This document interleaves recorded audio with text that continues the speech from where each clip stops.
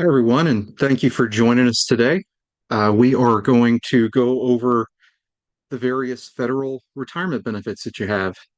Um, my name is Stuart Hunsicker. I'm with Federal Pension Advisors, and we're going to cover the FERS and CSRS systems today for you, as well as your other retirement benefits. This is going to be a 10,000 foot level, as I like to call it, or a very high level of how the benefits work.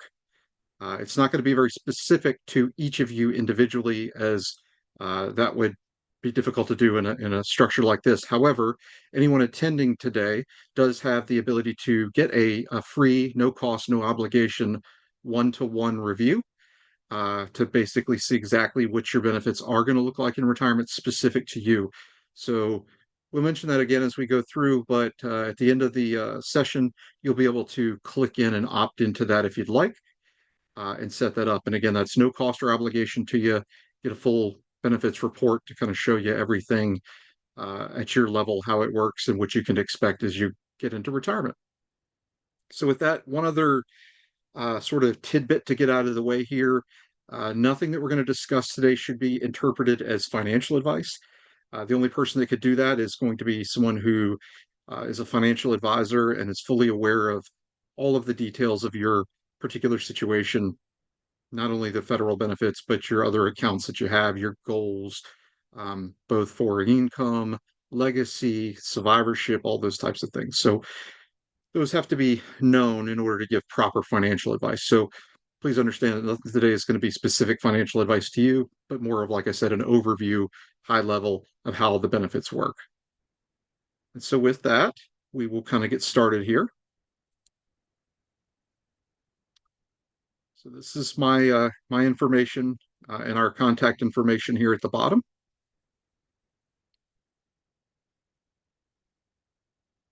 And as I mentioned earlier, you do have access to one-on-one consultations, retirement calculations.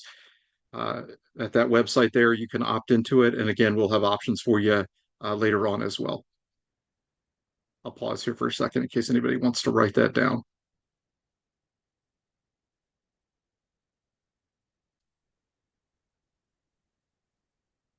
All righty. Federal employee benefits. So today we're going to cover CSRS or FERS, how to know, if you don't know which one you're in, how to identify that. And then they work a little bit differently with each other. So we'll touch on how each of those work um, from a contribution standpoint as well as a distribution standpoint later on. We'll touch on survivor benefit options, FEGLI, Thrift Savings Plan or TSP, Social Security, Medicare. We'll touch on that as well lightly. Your FEHB or your federal health benefits. We'll touch on long-term care and briefly on how taxes kind of come into play in retirement for you as well. Very important as it is different than while you're working. So CSRS or CSRS, as you'll hear it called, and FERS, you'll hear them referred to as annuities. They are your annuity or annuity benefit. They are a pension system, but the federal government chooses to call them annuities. Basically, which one you're in is going to really come down to when you were hired. So if you were hired prior to 1984, so anything prior to 12/31/1983, you were going to be in the CSRS system, most likely. If you were right on the threshold of that, you could be a CSRS offset or other variations that they had. There was a little bit of a transition period depending on whether you had 5 years of service going into FERS or at the end of CSRS. If you did not, then there is a kind of a bridge option that they gave people at that time. So again, generally speaking, though, if you were hired, before December 31st, 1983, you are in the CSRS or CSRS system. If you were 1984 or after, you were almost certainly in the FERS system. So the way that these pension plans basically calculate your benefit is they take what's called your credible service. And so that's how many years of full-time service. Some of you may know that as what they call regular, that you were regular benefits contributing, benefits eligible service time. They're going to calculate it basically years, months, weeks, and days from the start date, which they call your service computation date, all the way up till the last day you work. And so that is your credible service. This can generally be found, there's two versions that you'll have. One is called a leave SCD, and that one is located on your leave and earnings statement, pay stub. It's usually towards the top. If you've basically never had any extended leaves, where you maybe went out on, leave for a couple of months or maybe even years, or basically, gaps of employment, generally your leave SCD is going to be fairly similar to what they call your retirement SCD. But if you do have any of those other things that come into play, there is a chance that your leave SCD and your retire SCD could be different. The one that's important to know is your retire SCD. That is the one that really is what they use to calculate your pension benefit. And you can find that in most of the payroll systems that you have.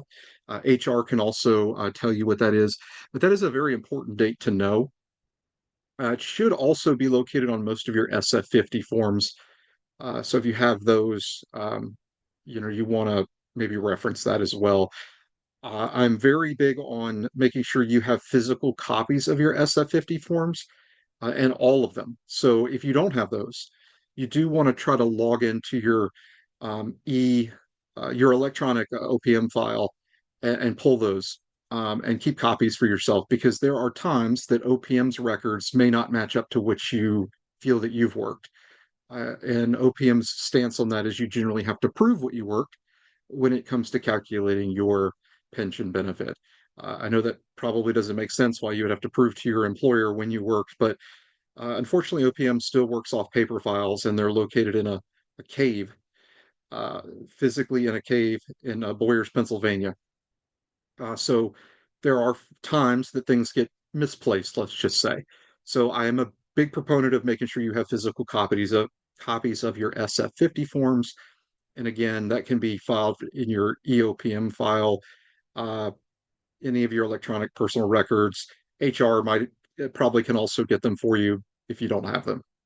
But going back to the calculation, it's credible service times what's called your high three salary times percentage of pay. And I'll dive into each of these components a little bit more in depth here.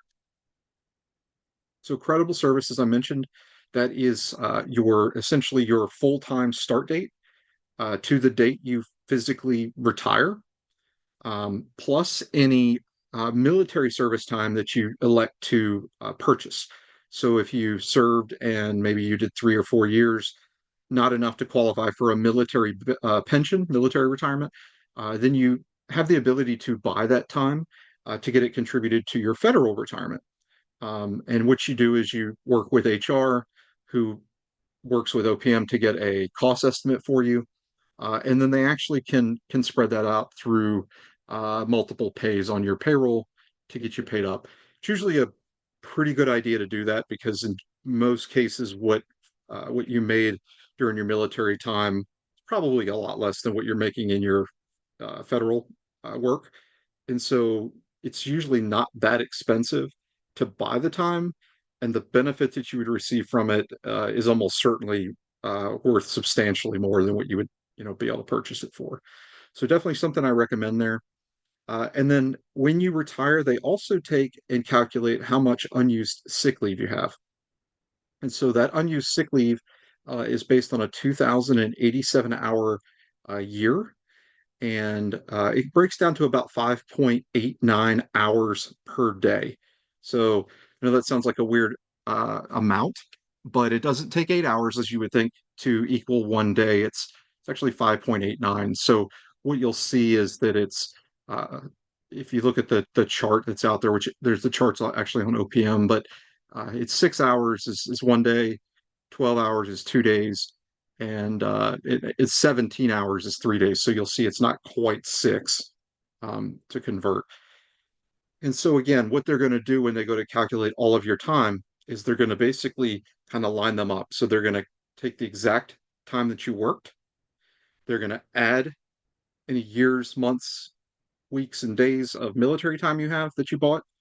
And then they're going to do the same thing with your unused sick leave, and they're going to kind of have them 3 lines, and then they're going to add them all together.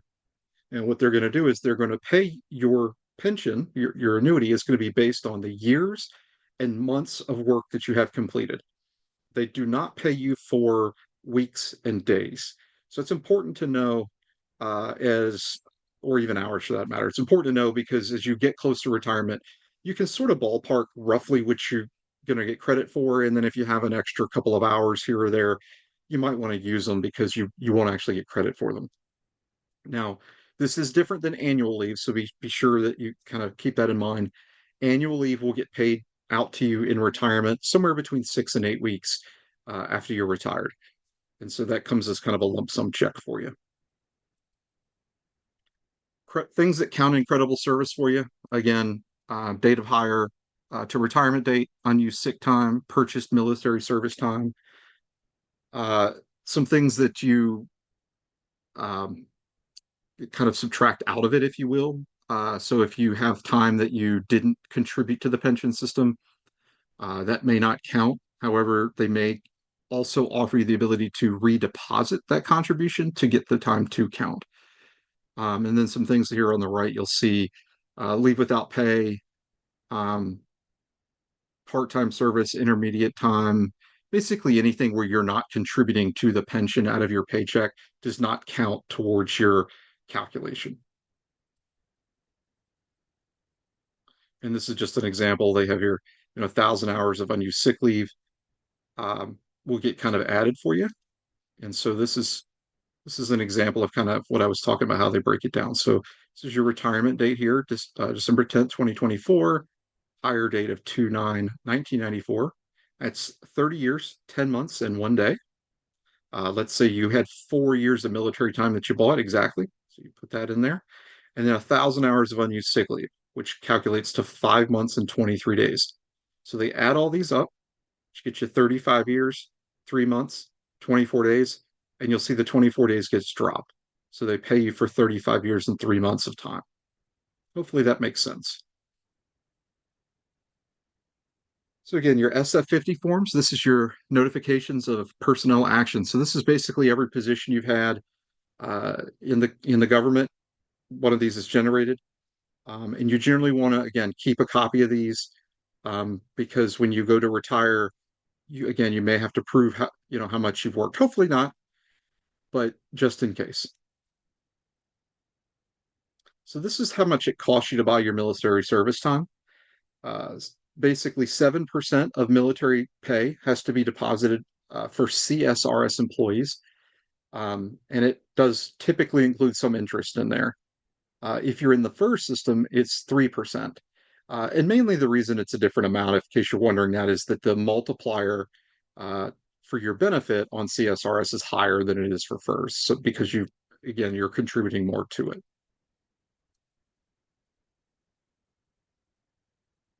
Best day to retire is a question I generally get. Um, Essentially, what happens here is that your annuities start at the beginning of a month. So what you want to do is try to retire towards the end of a month.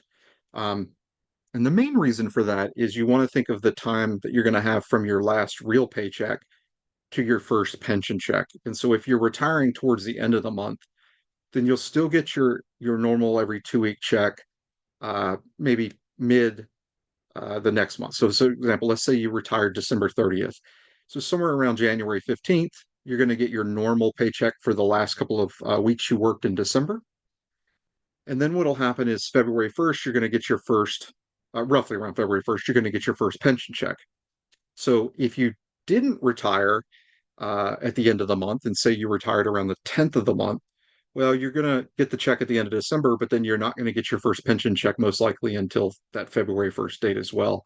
So you may have an entire month in there where you're not getting paid. So generally speaking, most people do retire towards the end of a month.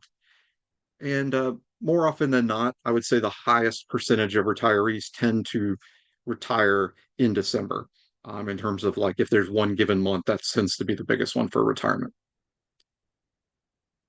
Your high three salary is not actually 3 consecutive years. I know that's what it says here. on the slide, it's actually your highest 36 consecutive months. And so what they do is they will literally look at your different pay grade for your highest, essentially 3 years, right? They have to be consecutive. They do not have to be your last three. So if, let's say, for example, you have a higher position early, at some midpoint of your career, and you decide to take a step down or maybe relocate to somewhere that doesn't get as big of a locality pay, then theoretically your ending salary may be lower than what you made a little bit earlier in your career. So they will use those highest three. Doesn't really matter uh, when they occur in your career. It's just they do have to be consecutive. But let's say, for example, you have 5 months at one pay, and then 17 months, let's say, at another pay, and then 14 months in that third pay. Well, they literally will calculate each amount at that tier on a month by month basis, add them all together, and then divide by 36 months to get your monthly average, essentially, um, and then times 12 to get that annual amount. So hope that makes sense. It's not a huge difference between essentially what high three would be, but just the nuances of how they do exactly calculate it.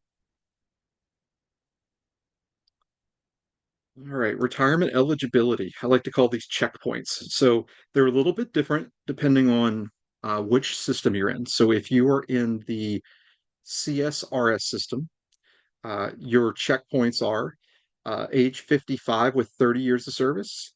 Uh, you do have to have both. Okay, so it's 55 and 20 won't work for full retirement benefit. But 55 with 30 or more will qualify. 60 with 20 years of service qualifies, or age 62 with at least 5 years of service qualifies for a benefit.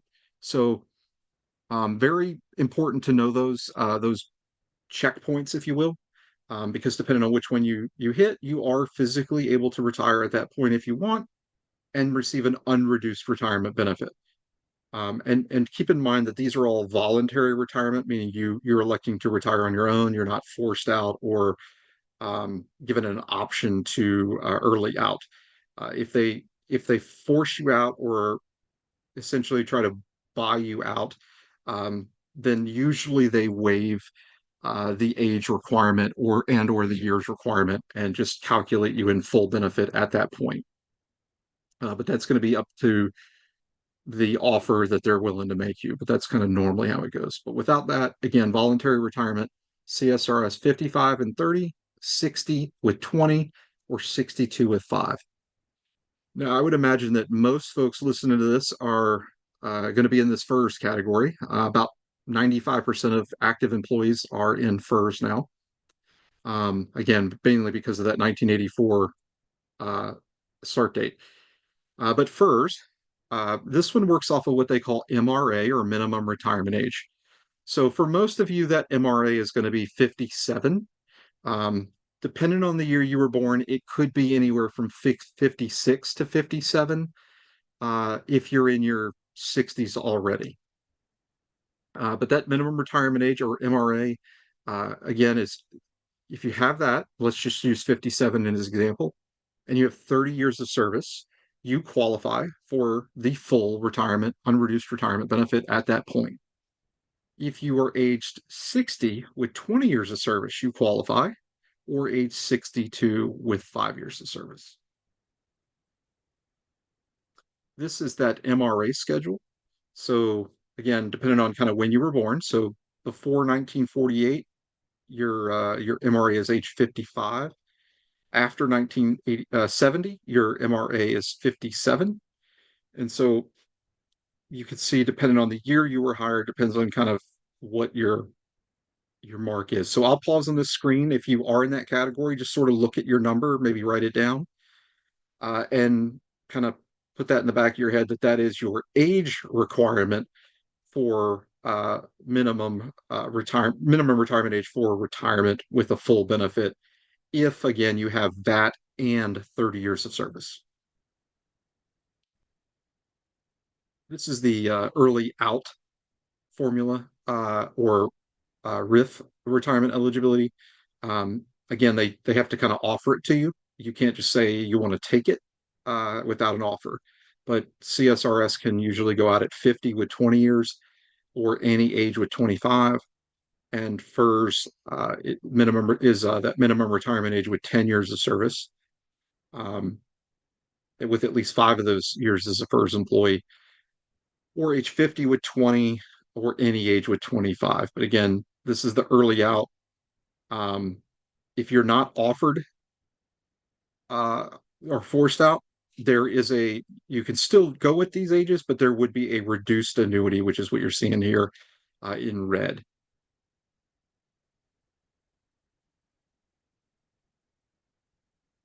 So again, this is sort of summing up the most of what we talked about before. However, the one thing I do want to point out here is that if you are at your minimum retirement age and FERS with at least 10 years of service, but not 30, so more with 10 or more, but less than 30, it's a 5% reduction per year that you're short of age 62. So for example, let's say you're 57 and you have 20 years of service and you want to retire.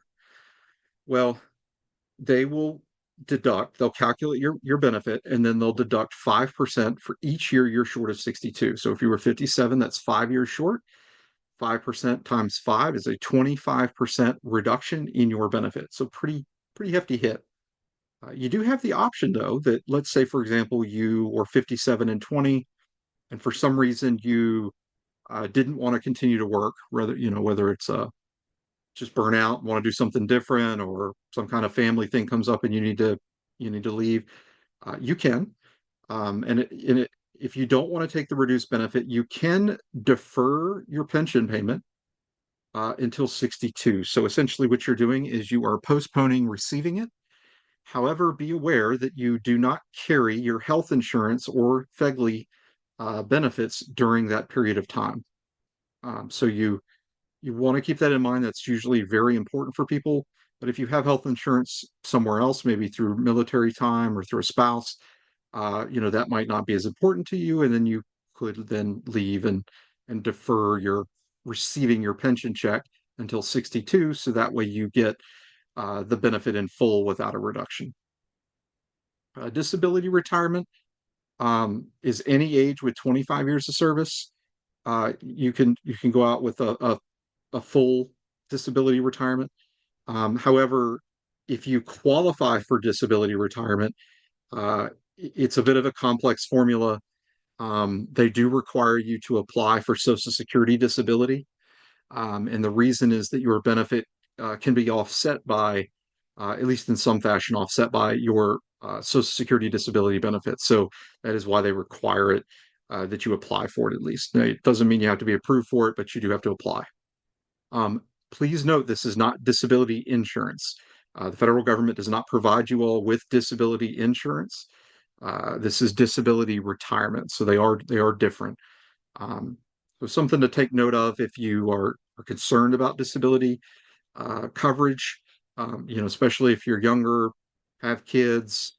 You don't want to have the issue where you're maybe playing in the yard and get hurt and have to miss a chunk of time, and not have disability insurance to kind of replace your income during that period. So something to definitely be aware of, that as a federal employee, they do not provide you with that. Please note that these ages that we've talked about exclude air traffic controllers, law enforcement officers, firefighter retirements. Um, you'll hear these referred to as special provisions. So they have their own kind of set of rules, which we'll touch on as well. Special provisions. So right into that here for you. So LEOs, law enforcement officers, firefighters, air traffic controllers, they have voluntary retirement ages that are different. So can retire at age 50 with 20 years of service, or any age with 25 years of service. And the main reason that this is done and offered to you is that your career is usually considered to be um, more taxing, maybe life threatening, for example.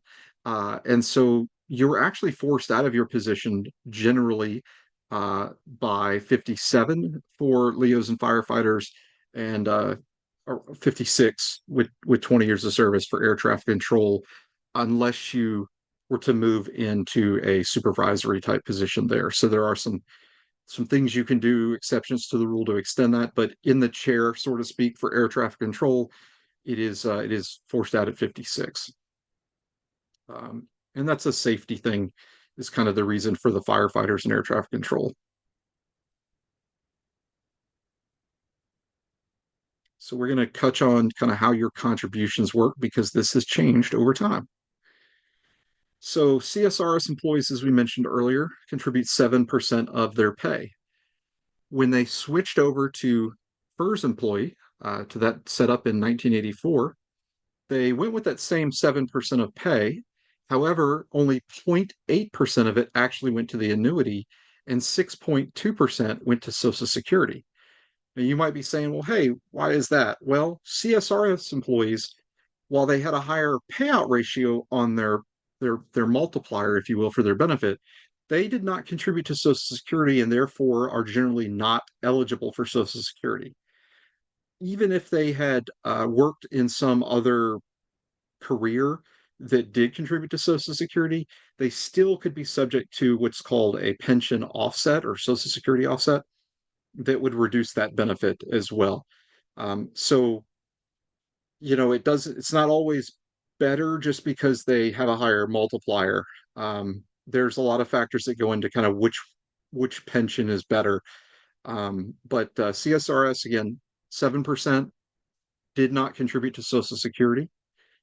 And what they happened is really the reason that they created a new pension system for FERS was that Social Security was struggling. It was underfunded. And, they tried to figure out how do we get more money, going into Social Security. Well, federal employees make up one of the largest groups of employees in the country. And so they said, hey, what if we change the pension system, had them contribute? And so they felt like that would fix Social Security. And so that's what they did. They switched you guys to FERS. Still the 7% going in, but again, 6.2 of that went to the Social Security system to try to save that. And it did. For the time being anyway, it saved it. Obviously, we're in a little bit different situation today, but back then this was a good fix. Now that did change. So there was a FERS uh, revised annuity that was created um, back in 2013. Didn't last very long, but the contribution, instead of being 0.8% going in to your pension, it was 3.1. And the reason they changed it is that the pension actuaries, came to the government and said, "Hey, you're not putting enough money in the system to sustain the payouts you're promising employees." And so, they had to go back to the drawing board and figure out, okay, well, how much do we need to have them contribute? And so that amount was changed to 3.1%. It was then revised 1 year later and bumped up to 4.4 because the 3.1 was apparently not a good number. It wasn't enough. So anyone hired again from 2014 on is at 4.4% for the annuity itself. That's a further revised annuity.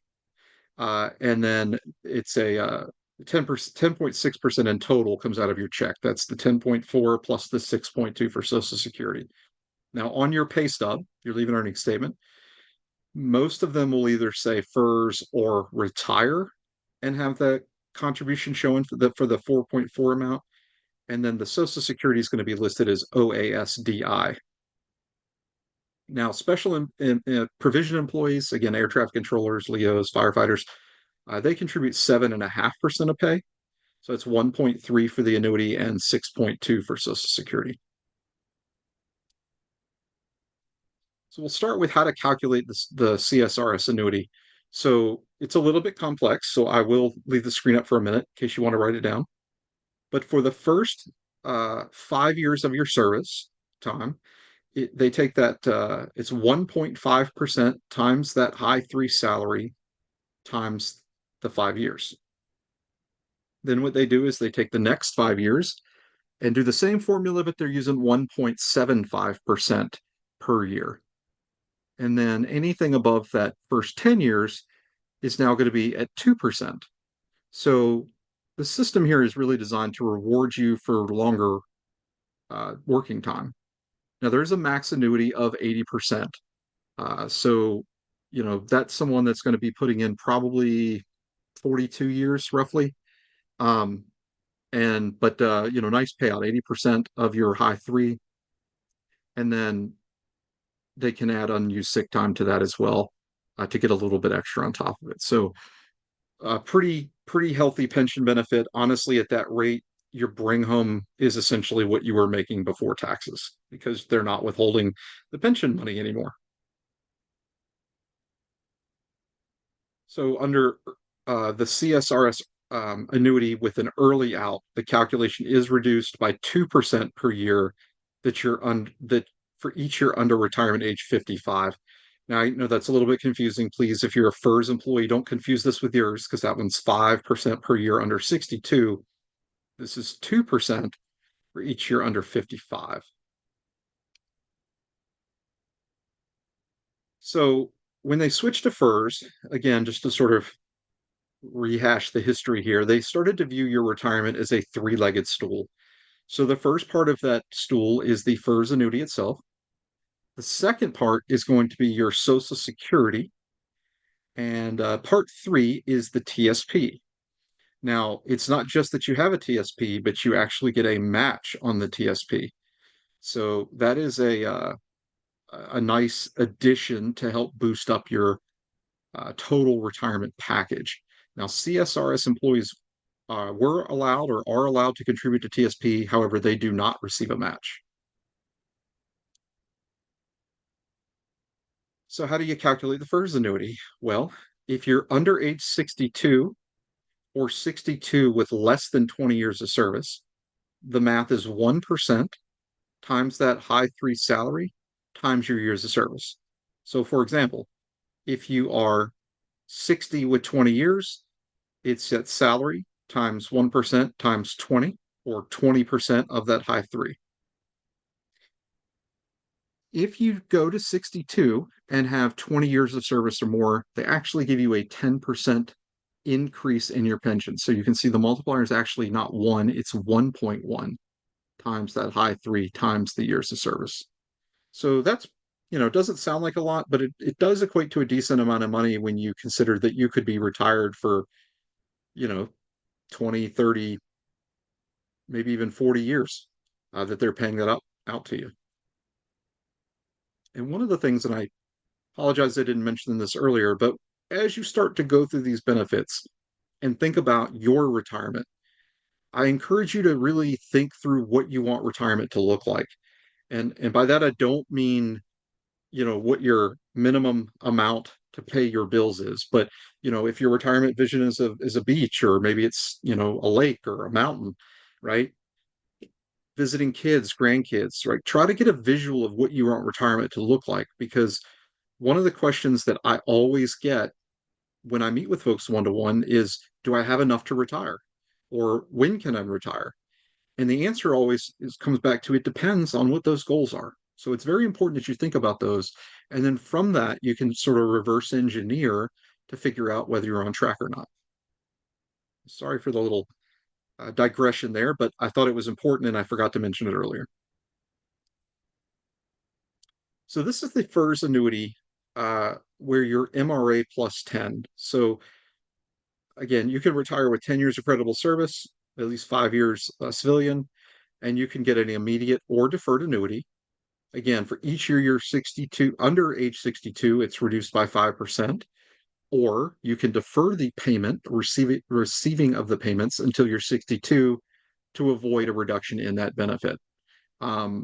You would be suspending your health and FEGLI, your FEHB and FEGLI coverage during that period, though, that you have that gap. So if you left it 57, again, from 57 to 62, you wouldn't have health coverage or the life insurance plan. So important to keep that in mind. This is just a sample of how that's calculated. Again, it's the same way as before, but they just subtract that 5% per year. CSRS offset employees. So again, this is those folks that had 5 or more years in the CSRS system, but maybe left for 1 or 2 years or something, and then came back after 1983. And so what happens is you kind of were under one system when you worked originally, you left, and then you came back to work when a whole new pension system was in place. So those employees that did that had choices. They could switch over to FERS or they could be labeled as a CSRS offset. And so what that means is that essentially your Social Security benefit um, times the years of offset service is calculated and then divided by 40 to create what your offset is on your pension benefit. Um, and so that's to kind of uh, try to make it as fair as they possibly can or equal as they possibly can to somebody that was in one of the systems or the other. And so this is sort of an example here. So you're retiring at age 55, your high three is 30,000, 30 years working, 15 in the old system, and then 15 in the new system where you were under Social Security. So the CSRS annuity would calculate out to $16,875. Your Social Security benefit for the 15 years of time would calculate to $6,600. And so your total Social Security benefit at age 62 being $9,600. And so what they do with those three kind of numbers is they take the 15 years that you were under the Social Security system under FERS or the first setup essentially. They divide it by 40 and multiply by this 9,600 to get $3,600. So they take the lesser of the 6,600 or the 3,600 that we just calculated, and that's the offset. So you can see the 16,875 minus the 3,600 equals $13,275. That's the reduced annuity. And so you have the 13,275 plus your Social Security benefit of the 9,600 gives you a total between the two receiving in retirement of 22,875. Now it's a little bit complicated, um, but again, that's not going to apply to very many of you. Now, this is a very unique benefit that you guys have as federal employees that you won't find on any other pension that I'm aware of. And this is the special retirement supplement. So, what this applies to is anyone that's in the FERS system that's under age 62 uh, and you have at least 30 years of service. So, if you're 57 with 30, you qualify for full retirement and you qualify for this special retirement supplement. So the way this works is they take the number of years you've served, so we'll use 30 in this example, and they divide it by 40. So that would give you 0.75, generally the calculation for most people. They take that 0.75 and they're going to multiply it by what your age 62 Social Security projected benefit is. So let's say, for example, that number is $4,000, right? They're going to take 0.75 times 4,000 and they're going to get $3,000. This is just an example, so please don't say, "Hey, Stuart said I'm going to get $3,000 a month." But that $3,000 is your special retirement supplement. And so, if you're retiring at 57, 30 years of service, you're going to get your normal first pension plus that 3,000 we just calculated every month from 57 to age 62. Now, when you turn 62, that retirement supplement does stop, and that's because at 62 you become eligible for Social Security. The federal government does not care if you actually turn Social Security on, the supplement still stops. So even though you may say, "Hey, I don't want to take Social Security at 62, I want to wait till I'm 65 or 67," that's fine, you can do that, but your supplement is going to stop at 62. Hopefully that makes sense, but this is a great deal. Now, it does not there's a lot of water cooler talk that this is a reduced Social Security benefit. It is not tied to Social Security at all, even though the way they calculate it is. It is still from the federal government. It's still from the pension system. Um, so there is another caveat though to this. So if you're thinking, "Oh, well, I'm going to retire at 57, I'm going to get these two checks, and then I'm going to go work another job, maybe it's something in the private sector," right? Well, There is a calculation that offsets that supplement amount uh, if you make too much money in that side job. And it's the same formula they use to to calculate any Social Security reduction you might have if you're taking it at age 62. So for anybody that doesn't know, if your full Social Security age for most on here is somewhere between 66 and 67. Most of you, a lot of you are going to be 67. But if you're that age or older, your full retirement, Social Security retirement age, then your Social Security benefit is not reduced for working full time after that period. But before that period, you're capped at about $21,000 a year, $21,000 a year in earnings before they start to reduce your benefit. And so when you go over that amount, your benefit, if you're taking Social Security, is going to be reduced basically a dollar for every $2 you earn over that $21,000 figure. And so this retirement supplement works the same way. So if you're getting your pension, the retirement supplement, and let's say you're 58 and you're going and working another job, making $100,000 a year, well, you've got a decent amount of money over that $21,000 that's going to basically offset that retirement supplement. So it's important to keep in mind because you're going to it's costing you money to take that other job. I hope that makes sense because you're giving up that supplement. Um, but important to know that. So this is an example again of how it's calculated. It's 33 years of FERS service here. They're going to divide that by 40 times a $1,200 Social Security age 62 projected benefit. Calculates out to $990. That's paid until the person reaches 62. Right. So now we're going to jump into surviving spouse options. So if you're married, uh, you're going to qualify for the employee is going to have options to leave a potential benefit to a surviving spouse. Can also leave um, well, so this page here talks about in-service survivor annuities. So this is an employee is not yet retired, still working, and this is a CSRS employee. Then there are benefits depending on how many years of service you have or had. There are benefits that would be payable to surviving spouse, ex-spouse, or any kind of minor children. Um, Probably not many people that qualify for this anymore, again, because of the year you would have had to have been hired to in CSRS, but minor children would be basically, you can see there's a list here. They deceased had at least 18 months of work time as a CSRS employee. Um, Other qualifications here, you had to have been married for 9 months or have a child. Um, for the surviving spouse option here. And then ex-spouse benefit would be dependent on if there was like a court order in the divorce settlement or divorce decree. This is in service, again, still working, passing away for a FERS employee.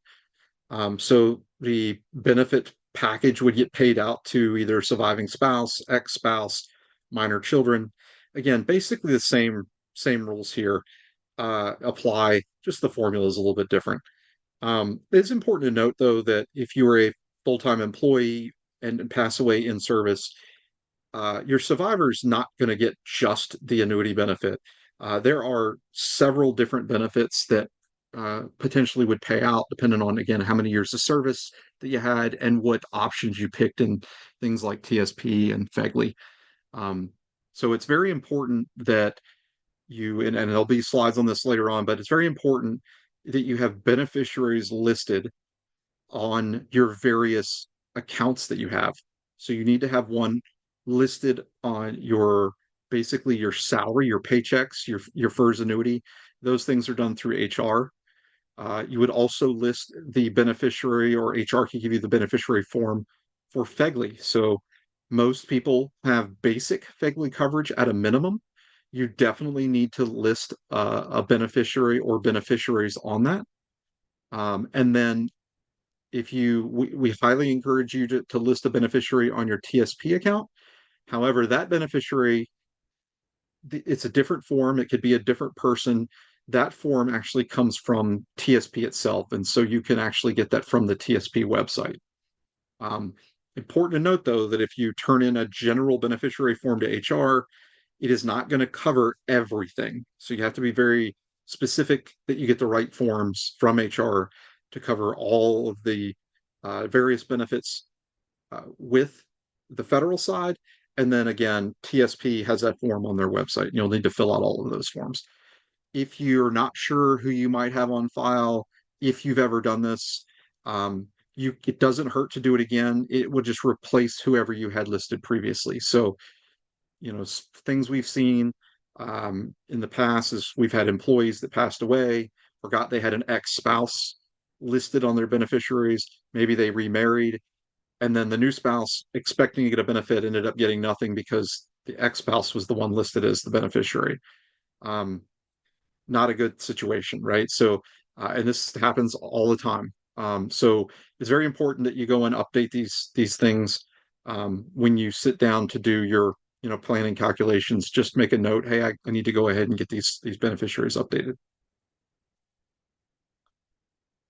So this is the surviving spouse options of a CSRS retiree. So at retirement, the CSRS employee is going to make their survivor benefit elections on their actual retirement application.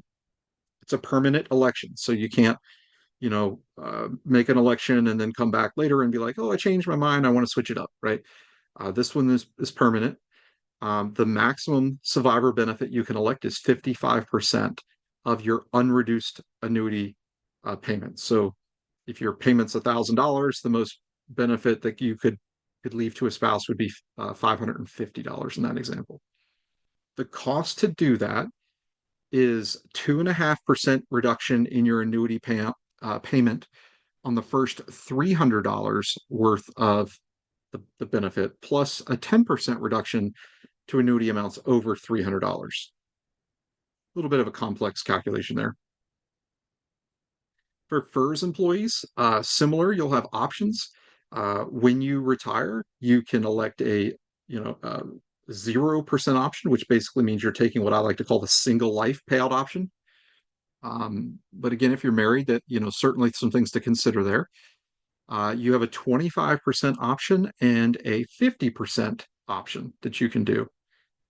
If you choose the 25% option, it reduces your annuity payout by 5%. If you choose the 50% option, it reduces your benefit by 10%. Some important things to keep in mind while you're maybe thinking about this is if you are married and your spouse is on FEHB and you intend to keep them on that in retirement, it is going to be imperative that you pick at least a 25% survivor benefit option. And the reason is because if you keep them on FEHB and you pass away at, say, 59, and your spouse is similar age, well, they're not going to be eligible for Medicare yet. They're not old enough. And so if they're not at least a 25% beneficiary in the pension, FEHB will not allow them to stay on it. And the reason is that FEHB is not going to bill them for health insurance coverage. They only will bill the actual annuity.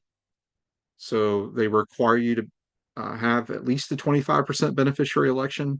I'd probably recommend the 50% just to make sure it covers the actual health insurance cost. One thing that's important to note too is that 50% is paid out of the unreduced annuity payment. So let's walk through that. So let's say your annuity benefit was $1,000 unreduced, and you want to do a 50% option. Well, you're going to take it to 10% cost. So you, the employee, would get 10% less. So instead of $1,000 a month, you're going to get $900 a month as your payout. You pass away, the 50% is not based on the 900 that you were getting. It's actually based on the original 1,000. So the survivor benefit in this example would be $500 a month for the rest of their life. Uh, if you're not married, but you want to name someone else as a beneficiary, there are some options available. You do have to have an insurable interest in that person, or them have an insurable interest in you, I guess is a better way to say it. Essentially, what that means is they're reliant on your income for their well-being. So it can be any relative who is closer than a first cousin and financially dependent on the retiree. Um, it it can include a domestic partner or a former spouse. It does exclude children. Um, and the cost is dependent on the age. So if there's less than 5 years difference in age, it's a 10% cost. But it could certainly be up to 40% or greater if that person is quite a bit younger. So if you're a 60-year-old married to a 40-year-old, well, actually, if you're a 60-year-old that has a domestic partner that would be a 40-year-old, then that reduction is going to be pretty hefty to provide that survivorship option. No, it is an option, but it's probably not the best one. But it is a case by case situation. So definitely something you would want to talk to a financial professional about uh, if that is to potentially apply to you. I would definitely talk to somebody before you make that election. So this is surviving children at the death of a CSRS retiree. So this is children, as long as they are unmarried, under the age of 18. That age 18 increases to 22 if they are a full-time student, or if they are disabled before the age of 18 and are still disabled, then they qualify. And so the surviving child benefit that they receive is going to be dependent on whether there's a surviving parent. So if you are single and something happens to you and you have kids, then their benefit is going to be higher than if you were married, um, and something happened to you. FERS, um, essentially, it's same qualification periods or uh, points for the child unmarried, under 18 or 22 if a full-time student or disabled. Um, but a first child survivor benefit is reduced or eliminated by Social Security child survivor benefits. So that's that kind of offset function again, because FERS employees, again, paid into Social Security, CSRS employees did not. So this is that uh, basically that slide telling you that the insurances, if your spouse is not at least the 25% beneficiary, they're going to lose the the health insurance. All right, so cost of living adjustments or COLA. Um, if you're in CSRS, it's equal to the consumer price index adjustments every year. This is the same standard um, inflationary rate that you generally see, like Social Security adjusted to. Um, FERS works differently. So the COLA for FERS, first of all, it doesn't start until age 62. So even though you might retire before then, it doesn't start adjusting until 62. And we're going to call this diet COLA or COLA light. So if the CPI is between 0 and 2%, you get the full amount.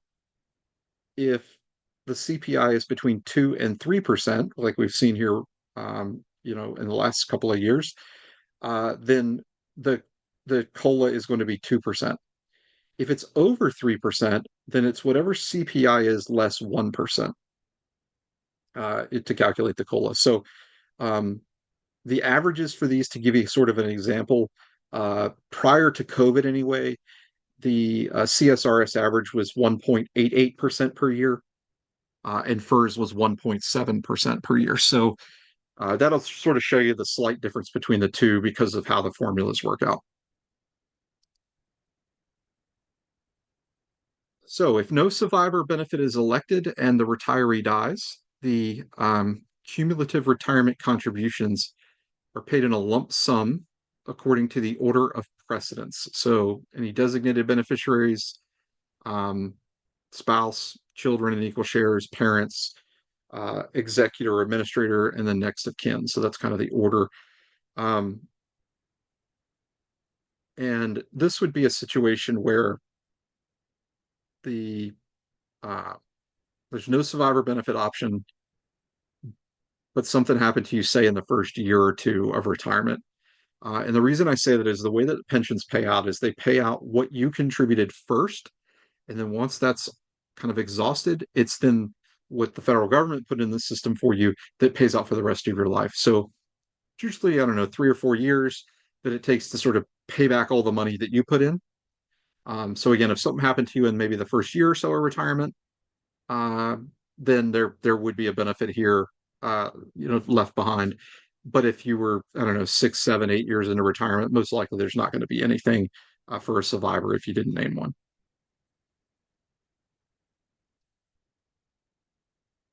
This is special provision employees. So this is going to be, again, air traffic controllers. We're going to start with them. So this is CSRS. Um, so essentially, the high three after 20 years of good time service. And again, good time service is defined as time spent performing air traffic control duties. Um, and again, ATC mandatory retirement requirements can be extended um, if you were to take a managerial position or by some exception being made. It's rare, but if there was a super large shortage of people to replace you, then perhaps they could extend that mandatory date or age.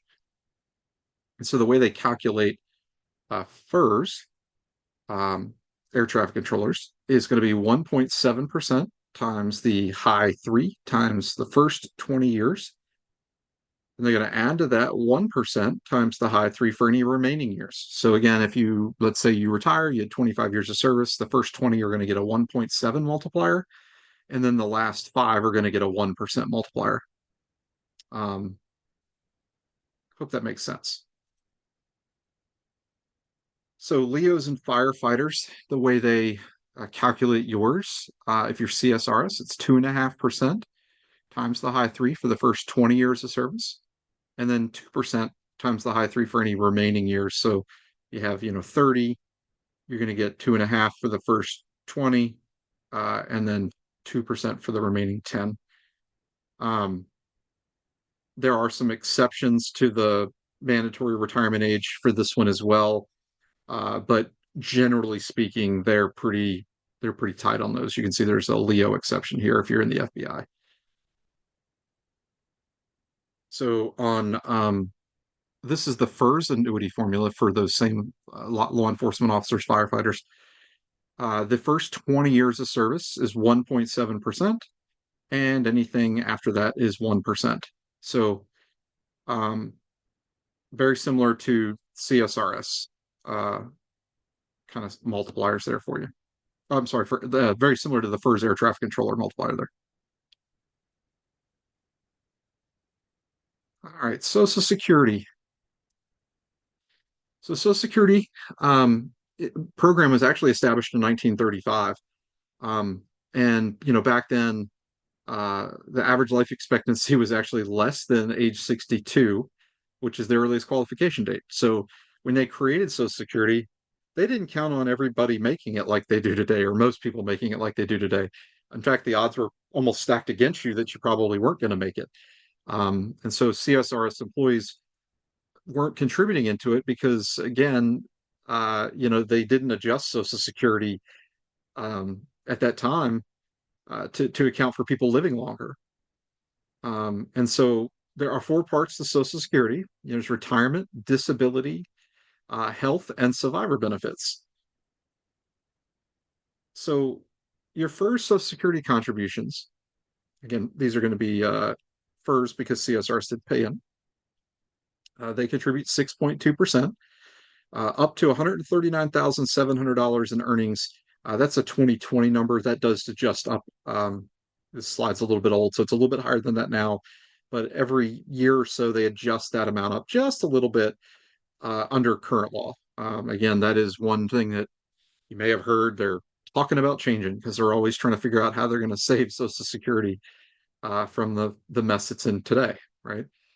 Now, this is in addition to Medicare payroll taxes, which is 1.45% or 2.35% of the total base pay. to qualify for benefits, you, as an employee, you must earn 40 credits. Now, you can earn 4 credits per year. So it only takes 10 years of essentially full-time work to qualify for Social Security benefits. Now, when they kind of figure out how much you're going to get for Social Security, they calculate your average indexed monthly earnings. You'll more commonly hear it referred to as AMI. And so that is essentially your highest 35 years of earnings that are indexed for inflation, that count into the formula. And so what they do is, again, they take a look at your earnings history. They're going to adjust all the years up based on inflation rates to get everything in sort of a present value uh, salary. And then they're going to take the highest 35 of those to calculate into your formula to get your AMI number. And your benefit is based on that, right? It's how they kind of calculate it. So it's important to know because for most people, if you started your working career, as a teenager and you maybe had a job at a grocery store or something like that, your earnings level was pretty low.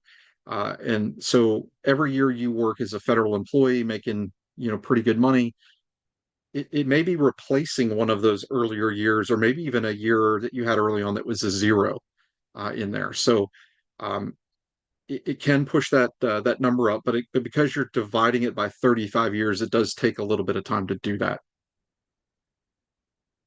Um, and so your AMI has what they call bend points, and what that allows is the calculation of your PIA, or your primary insurance amount, to be determined. So those bend points, if you will, are you get 90% of your AMI number between $1 and $960.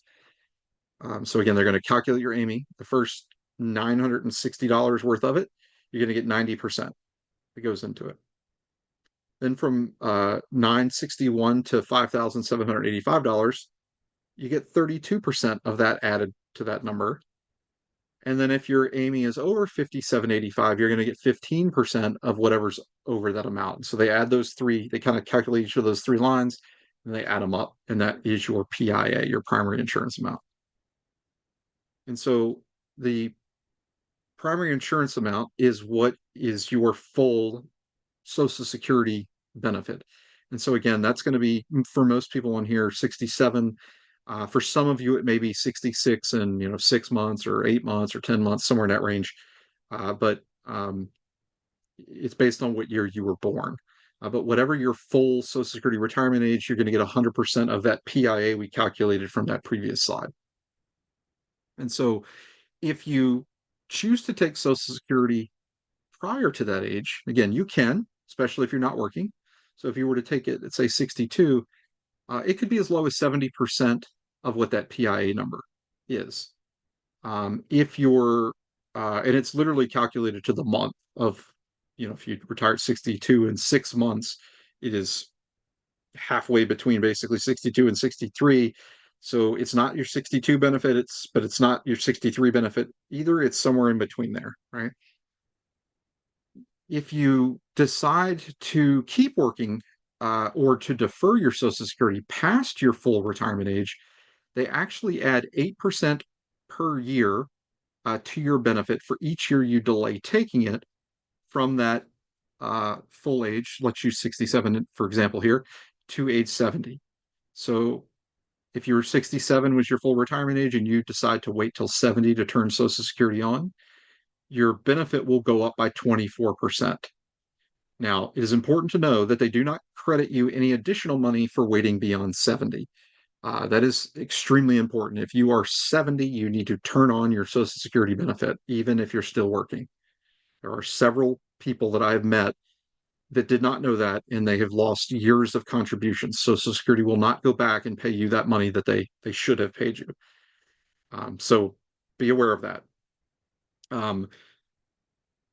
One of the big questions that comes up with Social Security is when is the best time to take it? And I will tell you that that is different for everyone. Whether you're single or married plays into that. family health history plays into that. Your current health plays into that. So it's a little bit of a gamble. If you wait to take it, you're banking on having a longer lifespan. If you are not healthy, have a poor family history, health wise, you probably don't want to defer taking it any longer than you have to, because when you pass away, generally speaking, the benefit stops. There are some survivor benefits to Social Security, but nobody's going to receive your benefit and their own. So you, the Social Security is going to keep money when somebody passes away. A great example of that is if you're married and you and your partner are both, or you and your spouse are both drawing Social Security, and one of you passes away, the survivor is going to get the higher of the two benefits for the rest of their life, but the lower of the two benefits will go away. Hopefully that makes more sense. So this slide here talks about your full retirement age. So again, if you're born 1960 or later, that's 67.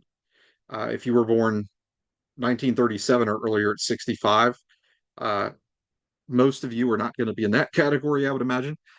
So it is somewhere in between. And again, I'm imagining most of you watching this are in that 66 and 4 month, 8 month range, somewhere in that, or 67, right? So these are Social Security retirement age alternatives. Again, we talked about if you take it early at 62, and again, taking it at 62, you generally don't want to make over $21,000 a year of earned income if you do that, but you're going to get less benefit, 30% less than your full retirement age benefit would have been. Again, depending on 65 to 67, your full age is full benefit, and delayed adds 8% per year up to age 70. This is a retirement benefits for your spouse. So Social Security, how does it spousal Social Security work? So a spouse can get the greater of 100% of their PIA or their full age Social Security benefit, or 50% of a living spouse's Social Security benefit. So generally where you see this is if one spouse worked and the other spouse was the homemaker, raised the kids, that kind of thing, but didn't have enough credits or a very low PIA, then sometimes they would, and the other spouse makes a pretty good chunk of change with a high PIA. Occasionally you'll find where 50% of that number is higher than the other spouse's lower PIA. And so you get that option. You can take 100% of yours as that spouse, or 50% of your living spouses. Spousal benefits can start as early as retirement age 62. And it's going to be the greater of 80% of your primary insurance amount, or 37.5% of your spouse's PIA. Divorced spouses also have access to their former spouse's uh, benefit, but it does not reduce your former spouse's benefit. So it's important to remember that. You have to have been married for 10 years or more, um, and not currently married. And then you would qualify to, again, take your Social Security benefit or 50% of your former spouse's full benefit. But I do want to reiterate that your former spouse uh, will still get their benefit in full. It does not reduce their benefit, and they won't even know that you're getting the benefit. So those are common concerns that I hear from uh, divorced spouses considering taking their benefit off of their spouse's formula. So spouse with child and child Social Security benefits. So a spouse caring for a child is 50% of the worker spouse's PIA at any age if caring for a child under 16 years of age. The eligible child benefit is 50% of the worker's PIA. Eligible children need to be unmarried, under 19 years of age if they're in high school, or younger than 22 if disabled. This is that Social Security earnings limitation. So you'll see here for 2023, the amount they allow you to get is $21,240. That is the the same 21,000 I referenced earlier, just the exact number for 23. 24 is a slight bit higher than that, but again, not much. Um, and so that's kind of that earnings limit. As long as you stay under that amount, it's not going to reduce your benefit. But if you're over that amount and drawing Social Security and not full Social Security age, you will lose $1 for every $2 you earn over that $21,240. Hopefully that makes sense. It is a little bit complex. I definitely understand that. Social Security benefit taxes. So this is a even more complex formula to determine whether your Social Security benefits are going to be taxable or not. All taxpayers are going to get at least 15% of their Social Security benefit is not going to be taxed. So that's the minimum. However, the other portion is going to depend on whether you're single or married. You'll see there are kind of limits for single, it's 24,000, married, it's 36,000. And what they do is they calculate half of your Social Security benefit plus any non-taxable interest plus your adjusted gross income, and they add those all up. And if it's over that 24,000 if you're single or 36,000 if you're married, then your Social Security is going to be taxed. And how much over is going to dictate whether it's 50% taxed or up to 85% taxed. There's a range in there depending on that earning amount. So again, if you're most federal employees, your Social Security is going to be taxed because generally speaking, when you count half of your Social Security benefit plus your pension plus potentially a FERS supplement, it's going to be over that amount. The windfall elimination provision only applies to CSRS retirees. So this is again someone who maybe worked a handful of years where they maybe early in their childhood, teen years or whatever, and they were able to get the minimum Social Security credits in before they maybe became a CSRS employee, or maybe they had a side job that they were contributing. And so what they do is they calculate um, a kind of a reduced offset amount based on your PIA and how many years you contributed. So if you contributed to Social Security for 30 years or more, you do not get a reduction. Very rare that we see that, but it is available. And then if you're under that 30 years of contributing, then there is a kind of an offset formula, as you'll see here. The government pension offset um, is again they same kind of concept, and they reduce your Social Security, your CSRS benefit by Social Security as well. So generally speaking, again, if you're CSRS, you're probably not going to get Social Security unless you had a second job with substantial years contributing to Social Security.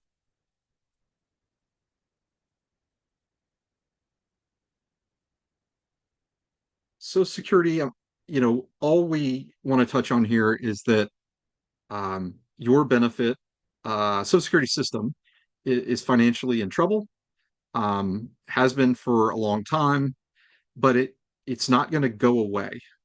So if they don't fix it by 2034, they'll only have enough money in the system to basically pay out about 76% of promised benefits for all working employees.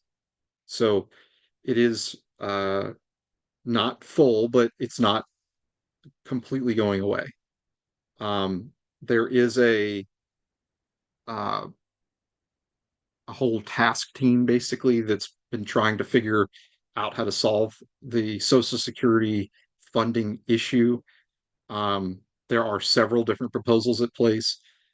Some of them include increasing um, taxes on Social Security. Some include changing the early age date from 62 to 65 and the full date from 67 to 70.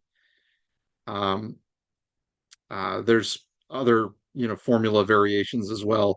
A lot of this is going to be determined by who's in office when they decide to tackle this gorilla of a problem. Of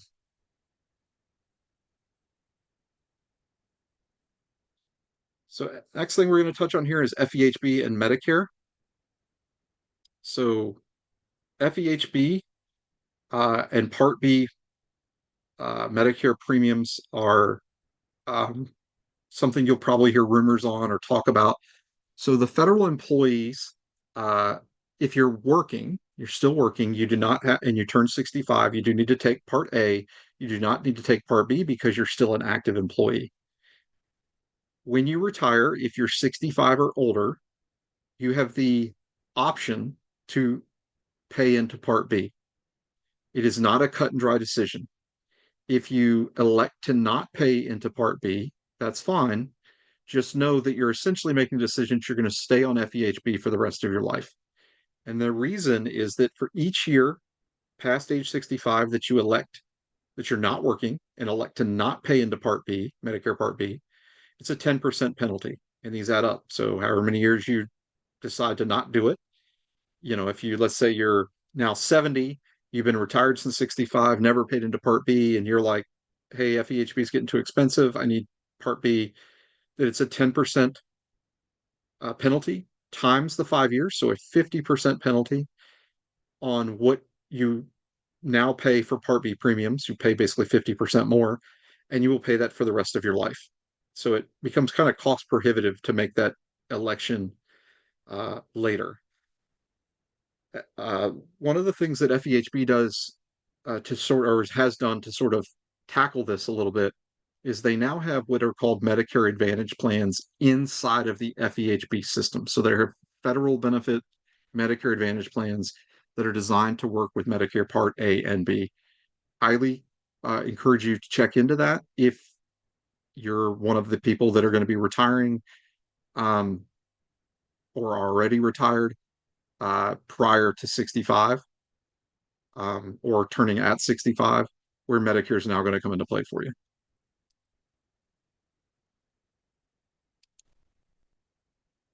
So Medicare was originally added to Social Security in 1965 as a health insurance plan for individuals age 65 and older. And it has four main parts. So there's hospital insurance, that's Part A, medical insurance, which is Part B. Medicare Advantage or Medigap plans are what you would find in Part C. And then Part D is the drug coverage. Now, I mentioned Medicare Advantage plans earlier. Medicare Advantage plans are required to include vision, dental, and prescription drugs as a bundled package. So if you choose instead to get, say, a Medigap plan or a Medicare supplement plan, those may or may not have prescription drugs, vision, and dental included. So important to sort of check all those things out before you select which plan you want. Again, this is just reiterating that Part A is hospital insurance, Part B, medical insurance, in which you can see is the Part B monthly premium for 2023 was 164.90. That is the base coverage or base premium amount. If you make uh, over a certain amount of money in retirement is earnings or are over a certain amount the 2 years prior to retire to 65 in earnings, then you could have a higher amount due as part of what they call an IRMA penalty. A little bit much to get into on this one because it's not actually a federal employee benefit, but just something to keep in mind that this is the starter amount, and for 2024 it was slightly higher than that. Part B coverage again, medical necessary services. This is your like doctor's stuff. Um, Hospital again is Part A. This is doctor offices, preventative stuff, that kind of thing. There is a deductible similar to your regular health insurance. And then you can see there's a 20% co-insurance after the deductible's met. You may hear seniors refer to this as like a donut hole. So there's just this gap in coverage, which is why you would need Part C or a Medicare Advantage plan. Also note that if you're a retired military and on TRICARE, your decisions are going to be slightly different on whether you want to have FEHB as well or carry both into retirement. A little bit different discussion there. If you're a TRICARE uh, member and are retired military, you do have to pay into Part B, assuming you're not carrying FEHB as well.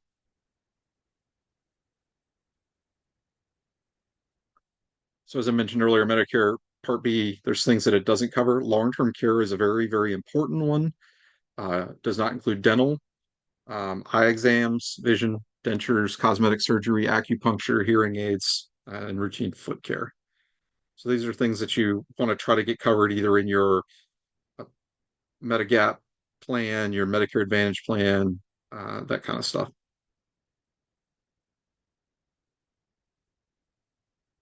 I kind of covered most of these for you. Medicare Part C again is Medicare Advantage, Medicare Gap plans, filling in those areas that Part A and B don't cover for you.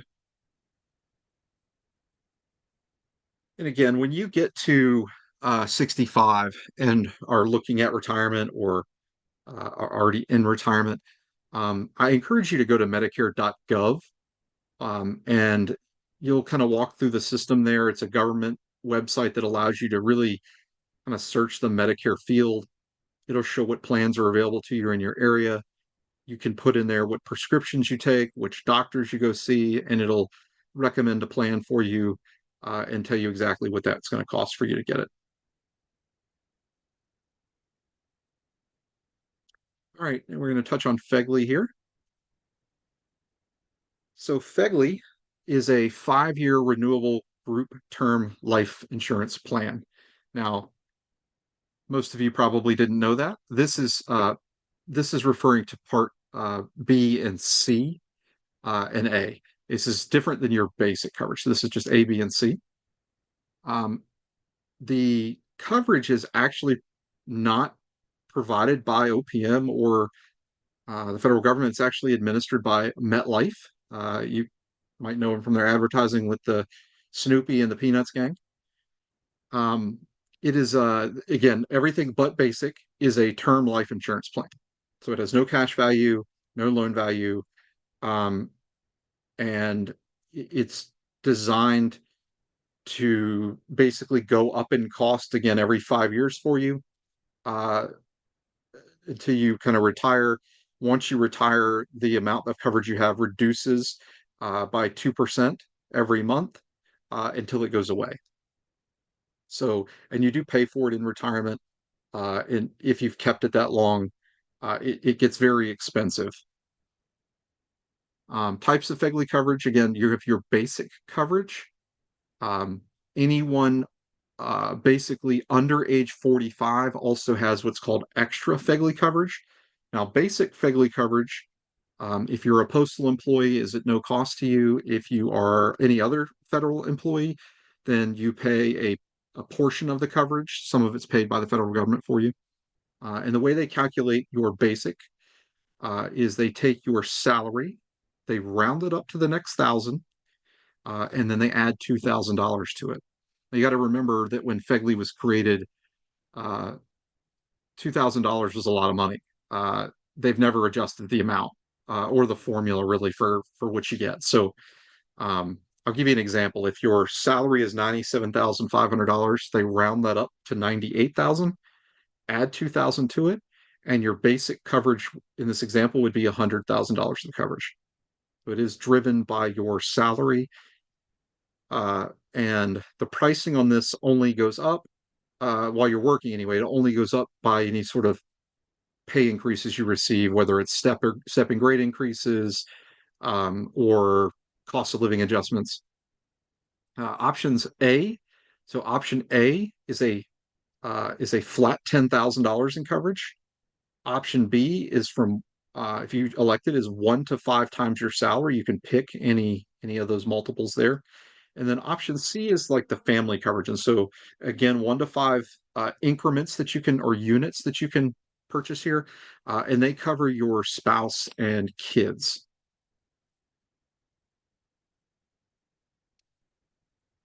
FEGLI basic coverage rules. Again, it's automatic for you.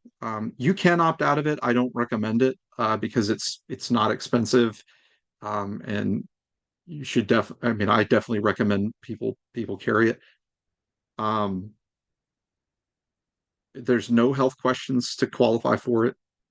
And the reason that the basic is different is there is the option to keep some of it in retirement, which we'll discuss as well. The kind of went over this part for how much you actually have. Your extra basic coverage, again, if you're under 45, um, it's provided to you at no additional cost. And so 35 and under essentially is two times your extra basic coverage is just an additional uh, salary amount for you, basically. So again, if your salary, let's say your basic coverage calculated to 100,000, then the extra would be another 100,000 if you're 35 years and under. Once you hit 35, from age 35 to 45, that amount drops, that extra coverage amount drops by 10% per year. So in the example I'm using here, where you had $100,000 extra coverage, at 36, it would be down to 90, then 80, 70, 60, 50, all the way until it's gone at 45. So from 45 on, 45 and older, you don't have any extra coverage.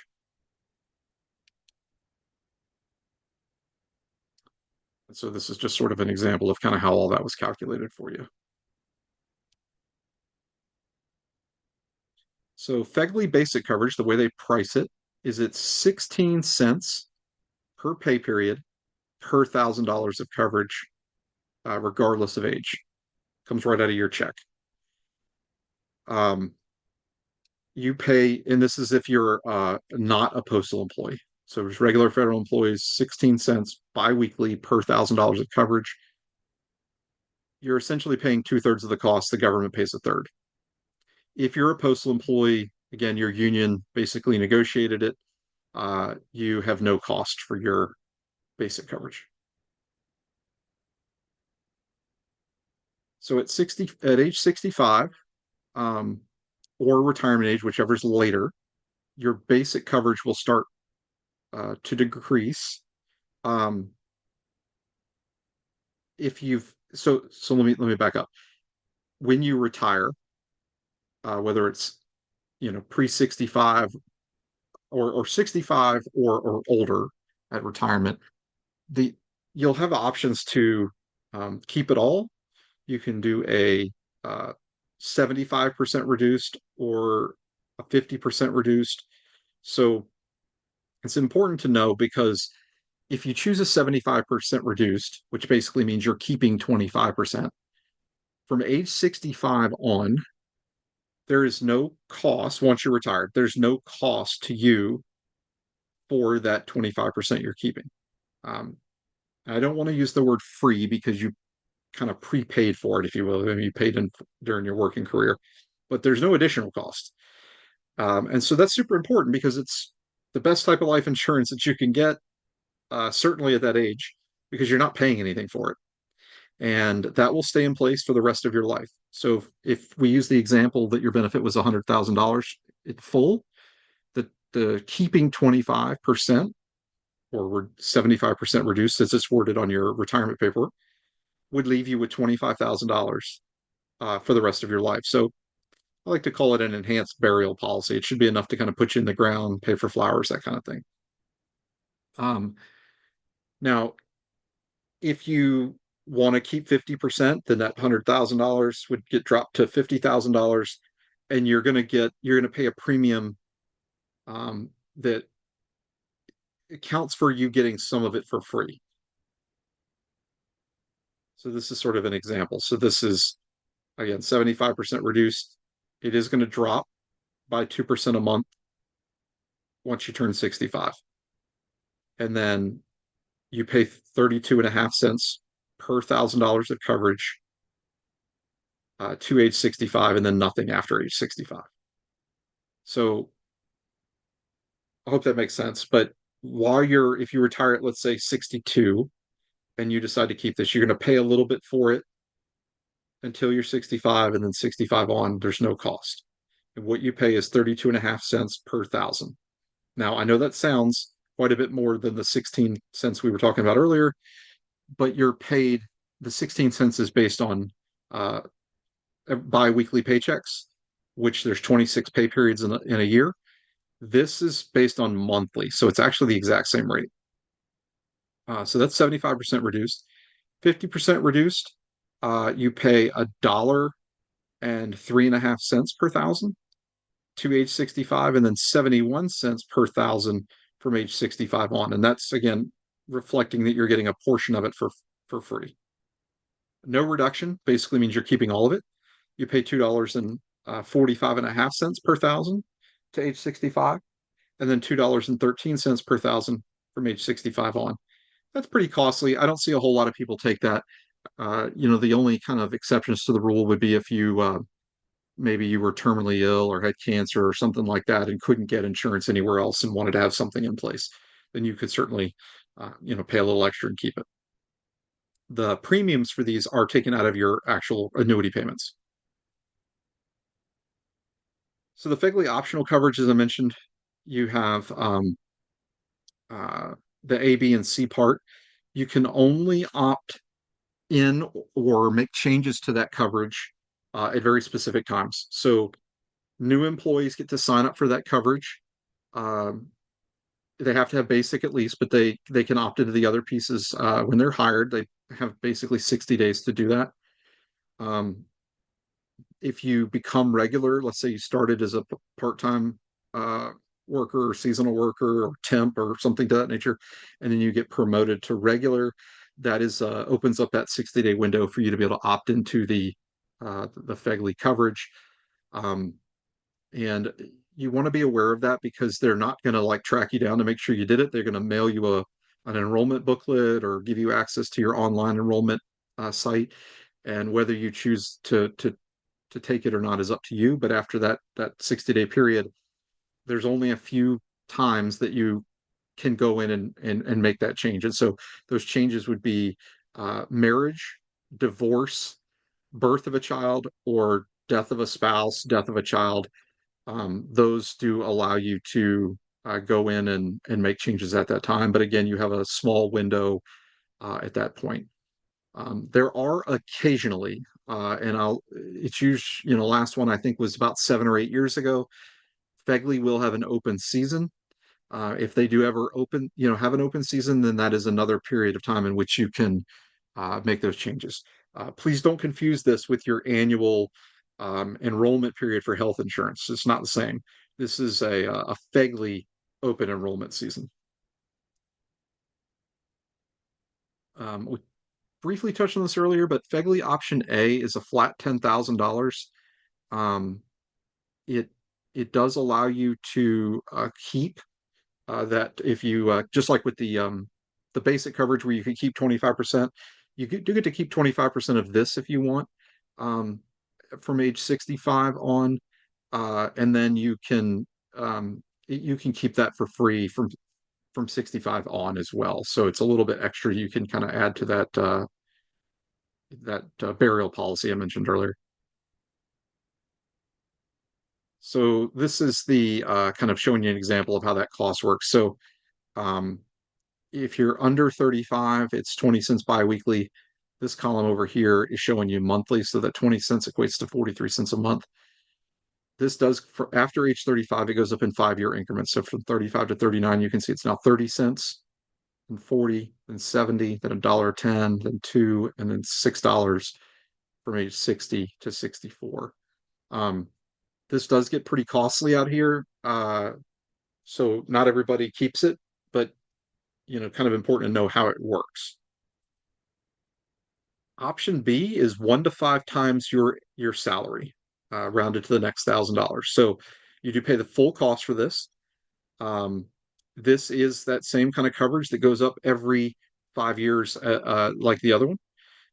And then, once you are 65 years of age, it does decrease by 2% a month for 50 months until it's gone. You do have the option to keep some of this if you want in retirement. I've never seen anybody do it, but it's very expensive to do, but they do allow you to do that depending on how old you are. And so this is probably a little tough to see, but because it's kind of small numbers here. But what I want to highlight here is, again, this is biweekly cost. This is your monthly cost. And so before age 50, it is very very low cost insurance. It's probably some of the cheapest life insurance you can get, especially with no medical questions being asked. So you can see under age 35, it's 2 cents biweekly per $1,000. At age 40, it has now gone from 2 to 4 cents. So it went from 2 to 3 to 4 cents. So double original, but still relatively cheap. It's basically 8.7 cents monthly calculated out.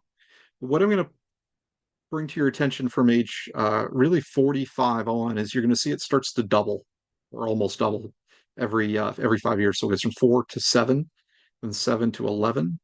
Then at 55, you're up to 20 cents per thousand. Then at 60, it goes to 44 cents per thousand. So that's even more than double. Um, give you a little bit of a break, if you will, at 65. They only went up 10 cents on you there. But then at 70, it goes from 54 cents to 96 cents per thousand. Now, I'll be honest with you, most people have dropped it before now because it's very expensive if you kind of do the math on how much coverage you have. But you can see it keeps on going up until you're age 80 and over, at which point it's $2.40 per thousand per pay period. Now, at this point, you're probably on your pension and paid monthly, which you can see is 572 per thousand from age 80 on. So again, the only reason that people generally carry this into retirement is if they're terminally ill, uninsurable, and need coverage at that point. Option C is that family coverage I mentioned to you. It's measured in units, 1 to 5 units. And for your spouse, each unit equates to 5,000. So you can pick from anywhere from 5,000 to 25,000 in coverage.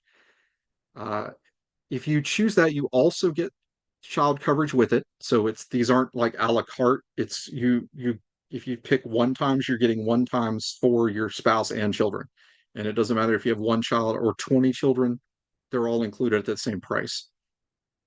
So 1 to 5 units at $5,000 a piece for your spouse, $2,500 per unit for each child that's under age 22. Employee pays full cost. It does adjust by age in those 5-year age brackets. One of the things a little quirky here is that even though the coverage is on your spouse and kids, it increases based on your age, the employee's age. So, and then it also decreases 2% per month until it goes to zero after age 65. You can keep it if you want to keep paying the premium. One thing I will point out here is that if you are single but choose this option to cover your children, FEGLI will not notify you when your children age off of this plan. So you need to be aware that when your kids age out, turn 22 or older, you need to drop this coverage, which they will allow you to do. So this is the cost page. Under 35, it's 22 cents per unit biweekly. And it goes up from that point on every 5 years. So you can see 22, 27, 41, 59, et cetera, et cetera. This is per pay period. This is per month. So just important to kind of keep those in mind.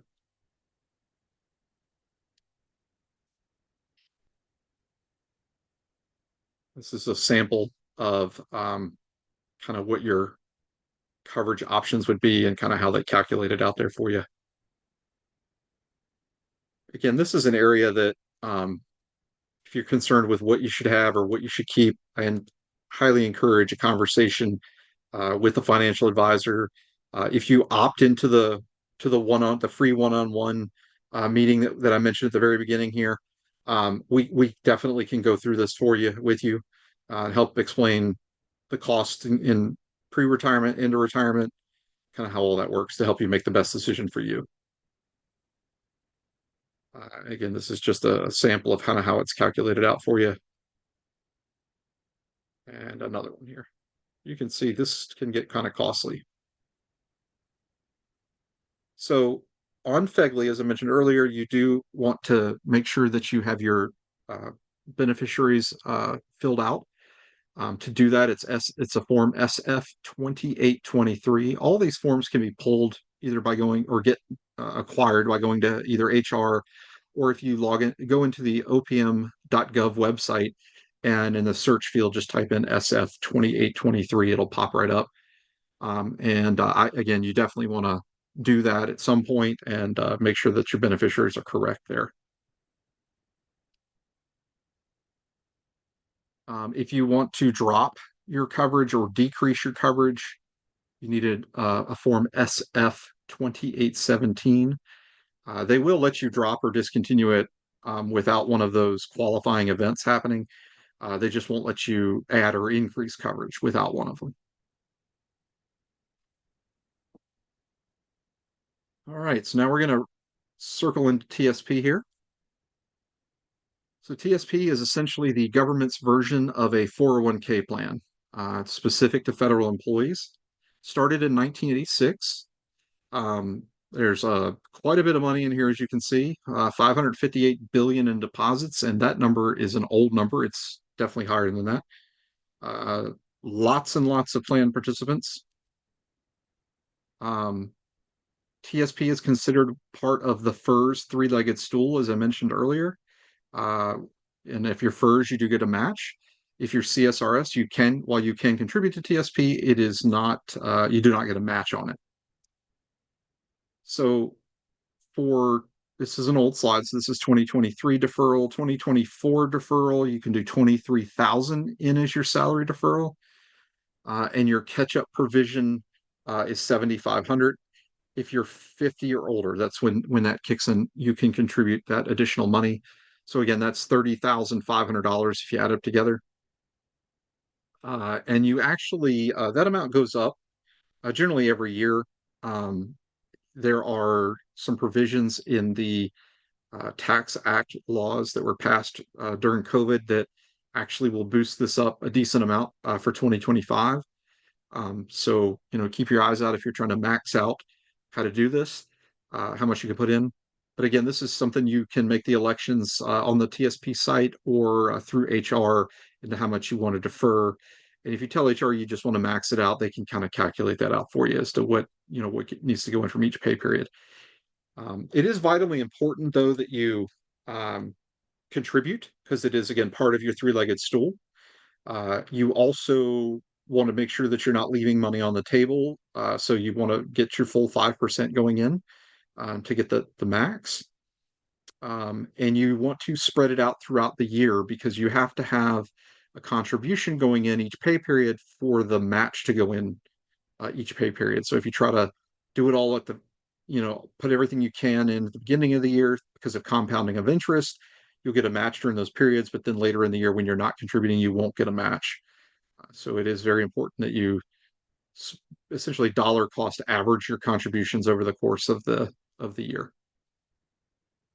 Inside the TSP, you have two options. You have a pre-tax side or traditional TSP side. And then you also have a Roth TSP side.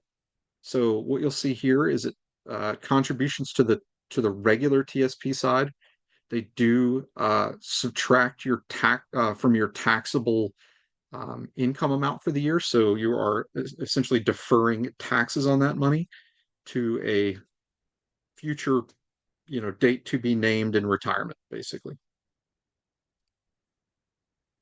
So the way the match works is the employees, well, the federal government's going to give you a 1% automatic match. You are vested in that after a 3-year period of time.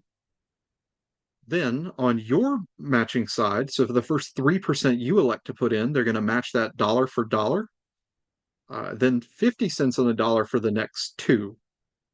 So if you do the math, that's 3% at 100%. So that's 3. Then 50% of the next two, or 50 cents on the dollar for the next 2%. So that's 1% more if you did that. So you're putting in 5, you add it up, it's 3 plus the 1 is 4 plus the automatic one above is 5. So essentially just remember that 5% is kind of that amount you want to put in to sort of maximize the match component. You can certainly contribute more than that, but the match won't go up higher than that. What constitutes your salary? And this is going to be both for your FERS pension calculation as well as to what they are using to figure out how much to defer into your pension. It's your base pay plus locality pay. Now, some of you, when you look on your pay stub, are going to see it as one number. Some agencies do break it out to a base plus locality. Generally, you can see this up towards the top of your pay stub. Postal employees are a little bit different where it's located. It's usually down on the kind of the side for you. But important number to know in your FERS calculation, your pension calculation, they do not include overtime pay, bonuses, or any of that type of stuff. It's simply your base plus locality that goes into the math on that.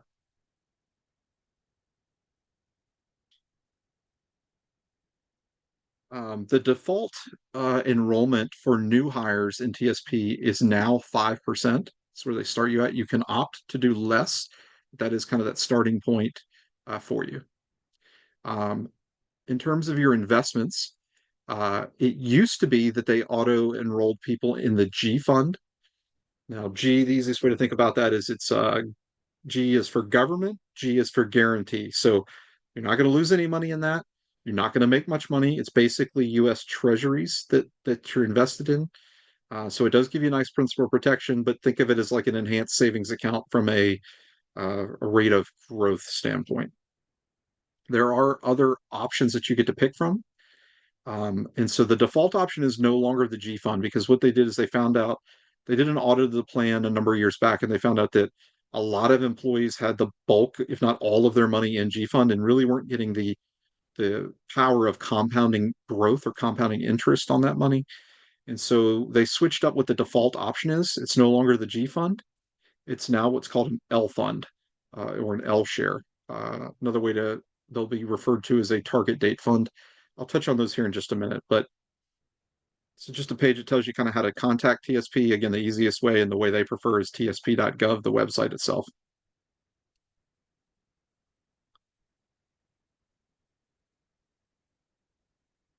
TSP investment options. So there are essentially five.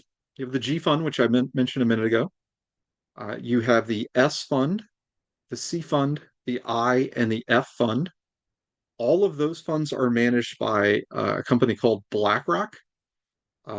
They manage about 90% of the TSP assets. There is another company called State Street that manages about 10%. They were brought in a few years back to try to help the, the the burden, if you will, on BlackRock.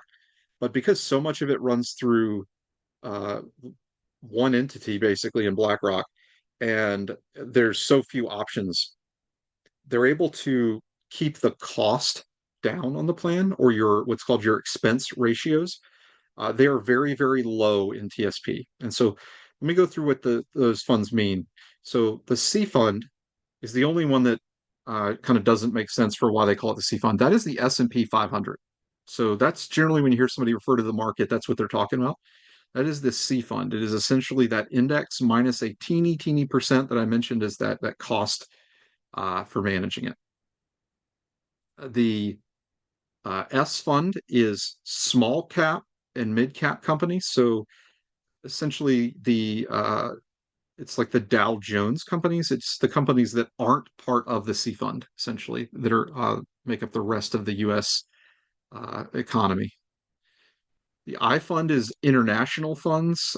So this is mainly your larger developed international countries investments. And then the F is for bonds or fixed income. It's going to be corporate bonds for the most part. So they're trying to get you a little bit better return. There is a risk of loss in all four of those. So remember, I said the G fund is principal protection. The S, C, I, and F all do have the ability technically to lose money. So it's important that you keep that in mind. Now, the L shares, I mentioned those earlier. It's the new default investment choice. They're followed by a year. So it might be like L 2025, L 2030.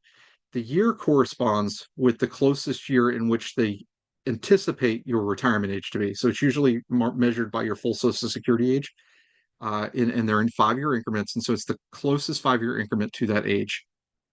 Now, as you get older, they automatically, so it's diversified. The L shares consists of S, F, I, F, and G.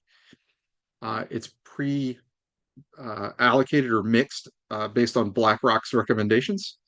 And then as you get older, so the younger you are, the more aggressive that fund is.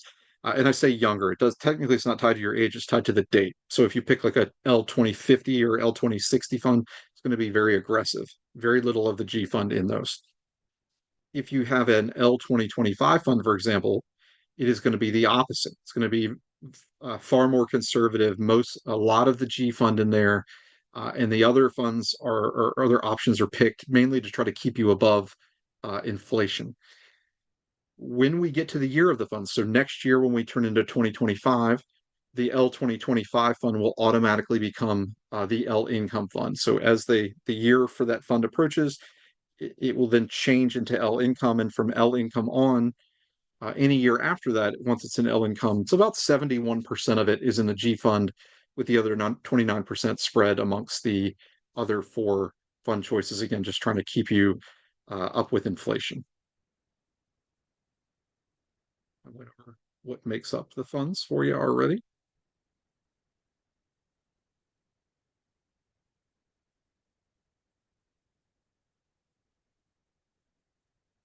And this is kind of that mix as I was telling you about. So you can see here the L2050 has 11% in the G, but it's got 40% in C, 13 in S, 29 in I, and 7 in the F. But if you come down here to the L income, it's actually 74% in the G and much lower in the others. So they're definitely flip-flopped on each other. TSP also now offers what's called a mutual fund window. And so this is new since you'll see June of 2022. Essentially, what happened was a lot of people were complaining that there weren't many investment choices, and they felt like the TSP was forcing people to look to IRAs to invest so they could get more investment choices.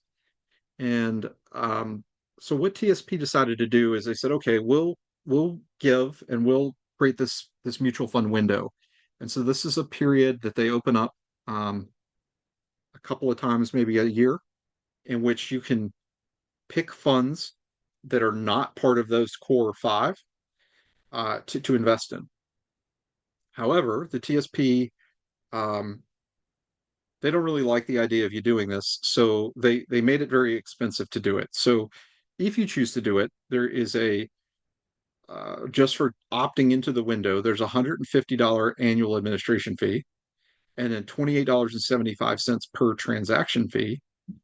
And then those funds always carry a higher expense ratio as well. So you're going to be really, the idea of picking these outside funds would be to try to get a better return rate, but you're going to end up losing actually because of all the fees that are built up in it. And very few people opt into this. I've only seen one in my entire time of working with federal employees, one person that actually picked this. So keep that in mind. Um, Again, if it's something that you are interested in, I highly encourage you talking to, again, a financial advisor about that decision, as there may be some other options for you. This is a little bit more about that TSP window. You can transfer money again. It's money that's already in the TSP that you're opting into this window. You have to do at least $10,000 when you do it. It cannot exceed 25% of your account balance.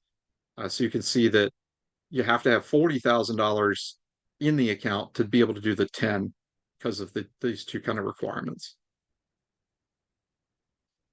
Now, you can change funds between the five core TSP funds uh, pretty regularly. I mean, it's twice a month um, that you can go in and change from most of the funds. It's an unlimited time that you can do into the G fund. So, idea here is that they don't want you day trading in here, but if you get concerned about the market conditions, you do have the ability to go into the G fund to kind of save your balance, right? So something to kind of keep in mind there. It does take about 2 days for your trades to happen. So for those changes to happen, that's important because if you're trying to again time the stock market, it's not going to work. So if you wake up in the morning, you see the stock market's having a bad day, and you want to try to get out, it's too late. It'll take 2 days before those funds actually sell and transfer over into the new mutual fund. This is the basically the uh, kind of averages of different mixes that you can see between 1926 and 2009. So it's just sort of showing you if you were all in stocks and no bonds, the average rate of return was 9.9. If you were no stocks and all bonds, the average rate of return was 5.5%. And that might seem a little high given interest rates these days, but you got to keep in mind in the 80s, interest rates were double digits on savings accounts. So um, that's kind of why there's a little bit of a skewed number in here because of how the length of time that you're looking at. I mentioned it earlier that TSP fees are very, very, very low. The fee is 38 cents per $1,000 invested in any of the funds except the G fund. So the G fund doesn't have any expenses. The other four options do. And again, they're so low because TSP is so large. It is substantially lower than what you'll see in any mutual fund, ETF, or even 401ks or other retirement plans. Uh, because it's low cost, low expense, TSP is a very good what I call accumulation vehicle. So if you're in your working years, your years that you're trying to save money and grow that nest egg as big as possible, TSP is a great vehicle to do that. You can do loans on TSP. I don't really recommend it, but you certainly can. Um, you you can't haven't taken one in the last 60 days, so you can't just do it, over and over again. Um, you can't default on them and you get another loan. There are a couple of different types of TSP loans. So there's one for buying a house that gives you a longer payback period, and then you have a general use or like a health use, emergency use TSP loan option. Those carry shorter payback periods, but the payback, the way it works is you're essentially borrowing money from yourself, and so when you pay it back, they just withhold it out of your paycheck, similar to like a TSP contribution would work. You can make a loan payment and a new TSP contribution, though, on the same check. So taking a loan doesn't prevent you from contributing. It just prevents that money that you've now borrowed out from growing in the market. It's just kind of talking about those general purpose loans or loans to purchase a house. If you are married, you are going to need spousal consent to do that TSP loan. Um, the loan amount limits kind of depends on the type of loan, but you can see that you can borrow the lesser of half of your account balance or $50,000. So you can definitely do that. Um, but again, you have to keep in mind when you're borrowing money from TSP, you are potentially impacting your retirement balance or the balance you'll have in there at retirement by either not having paid off the TSP loan at retirement, or you missed out on at least that time period where you had the loan from that money kind of growing with the market. Hardship withdrawals, there are a few here.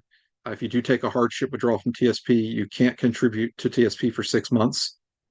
Um, if you take it out, they still are going to withhold 20% in taxes. But when you fill out your tax forms, you have to indicate that the withdrawal was for a hardship. That'll prevent you from getting any sort of early withdrawal penalty for it.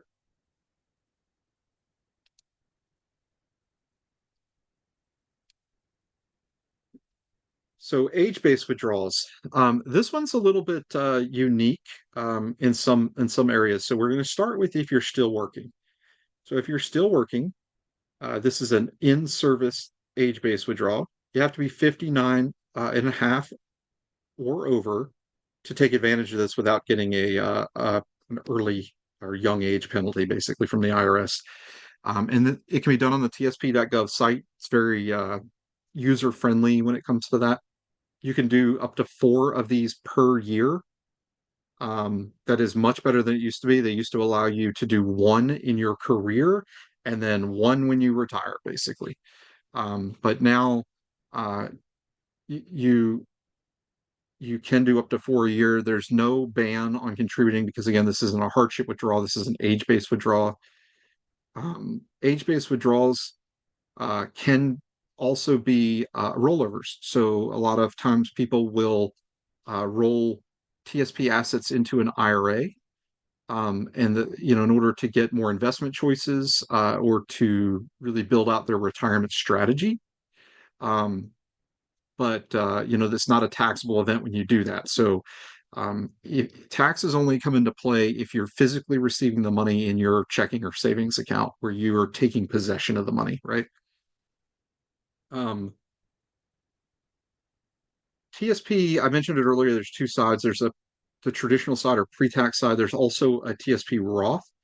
TSP Roth is a very, very powerful vehicle. So the way the Roth works is you are contributing, you're paying the taxes on the earnings, and then the money's going in the Roth.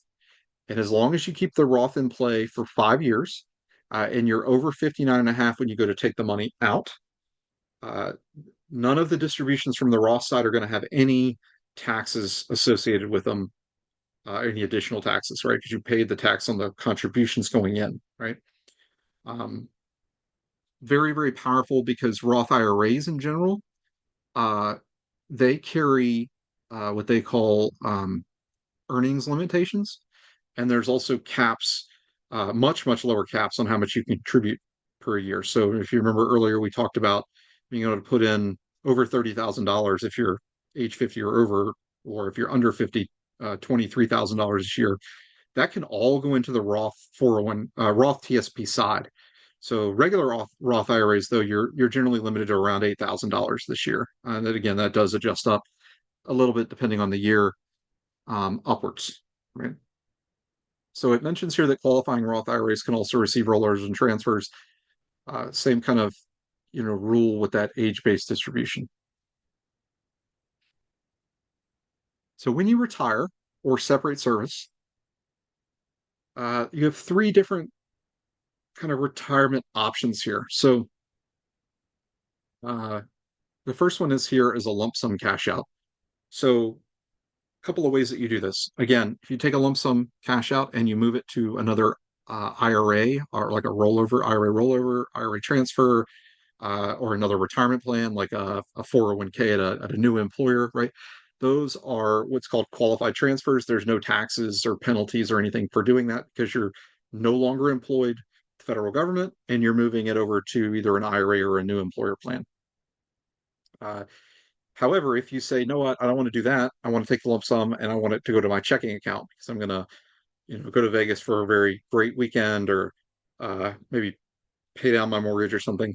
Well, again, depending on how old you are, there may be an age-based penalty, but there's definitely going to be taxes. And so they're going to withhold 20% in taxes from that to cover your federal tax portion. You'll also probably end up paying state taxes depending on which state you live in, though.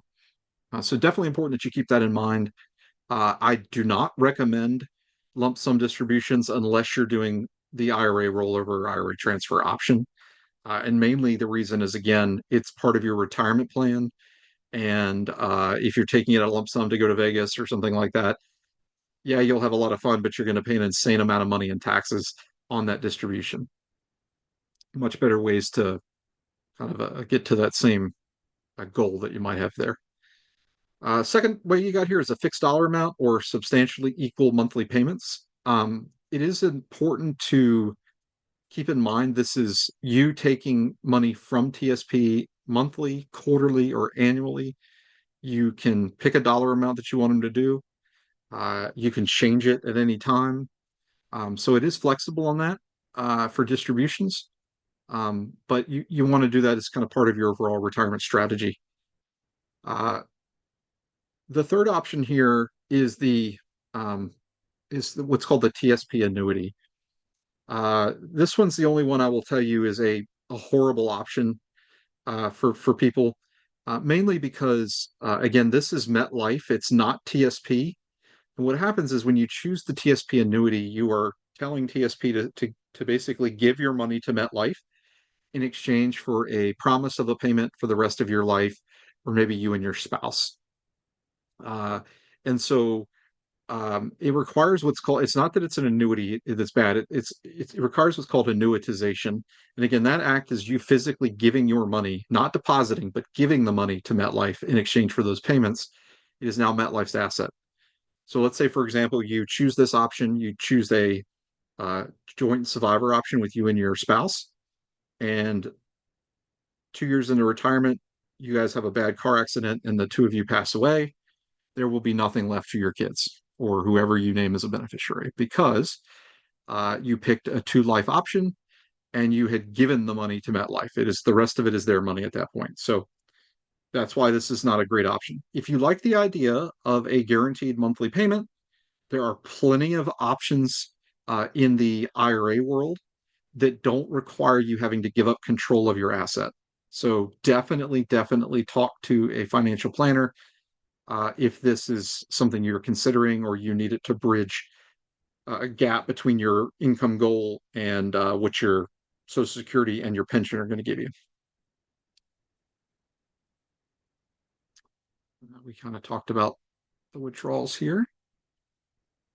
So if you're married and you choose a distribution from TSP, um, it usually is going to require a spousal signature.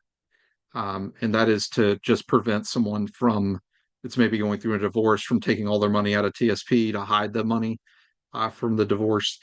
So it does require a spousal consent to do that distribution.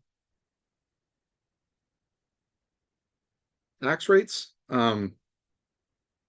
You'll see here that if you're over 59 and a half or separated from service and you move it to an IRA, you're bypassing that tax withholding. There's no that's considered like a direct transfer, direct rollover. If you're taking it into your checking savings account, you are going to pay the taxes and potentially a penalty. Um, there are some exceptions to the rule on that. Again, we talked about hardships earlier.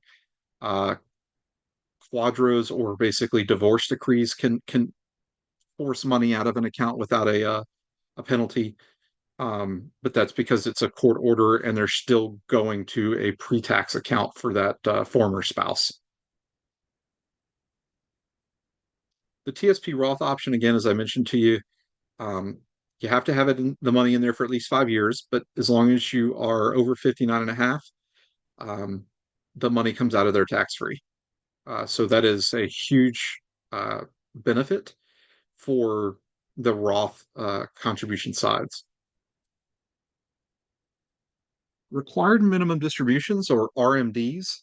This is essentially where the federal government, first of all, this only applies to the pre-tax side or the regular TSP side, but this is where the federal government's saying, "Hey, you've had long enough to grow this pot of money. It's our turn to receive some." And so, depending on the year you were born, it depends on what's called your RMD age. And so this is a change. This changed twice during COVID, pushing the age out further.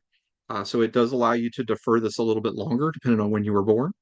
But if you're born before July 1st of 1949, the age is 70 and a half that you have to start taking them. If you're between that July of 49 to December 31st of 1950, the age is 72. 1951 to the end of 1959, the age is 73. And anyone born from 1960 or after, the age is 75. And essentially, what that means is we'll use 75, for example. If that's your date, you get to 75, you have to take out a portion of your balance of your previous December 31st year's balance of your account. It's roughly 5%. It does vary a little bit depending on what your age bracket is there, but it's in that 4 to 5% range and pay taxes on that money. Obviously, that's why they're wanting you to do it, right? If you forget to do your RMD, which is going to be very difficult to do, you will receive a lot of notices about it. But if you do, there is a 50% penalty tax applied to that distribution when you take it, and they're going to make you take it. You're just going to lose 50% in a penalty uh, off of that money. So that's pretty steep. Now, there is a revision that can reduce that down now to as much as or to as low as 25% penalty, but keep in mind it's still taxed as well. So you're paying a penalty and a tax on that money that you elected to not take. So either way, not good. Don't do it. Take your RMD. And this is showing the percentage amounts. Again, it's based on um, basically how many years they figure you have left to live based on the actuarial tables. So, for example, if you're age 89, your distribution amount is 12% of the previous year's year ending balance in the account. So, when the participant dies, that money then has to be paid out from TSP uh, to a beneficiary. Depending on who that beneficiary is, depends on what the rules are. So, if your TSP beneficiary is your spouse basically can continue to take out that RMD amount for the rest of their life. Um, or if they're not quite at that age yet, if you weren't that age yet, they can take it out as needed until they hit their RMD age. If it is a child that that is the beneficiary, then they have to take the money out in full at that point in time. And it's not a roll to an IRA situation. They are going to have to pay the taxes on it. If your spouse inherits your TSP and then passes away, and your kids then inherit it after your spouse, same thing applies. They don't have the option to spread it over like you would an IRA over a 10-year period. They have to pay the taxes on the remaining balance in full. So, one major estate planning differential to keep in mind because IRAs do work differently from that standpoint.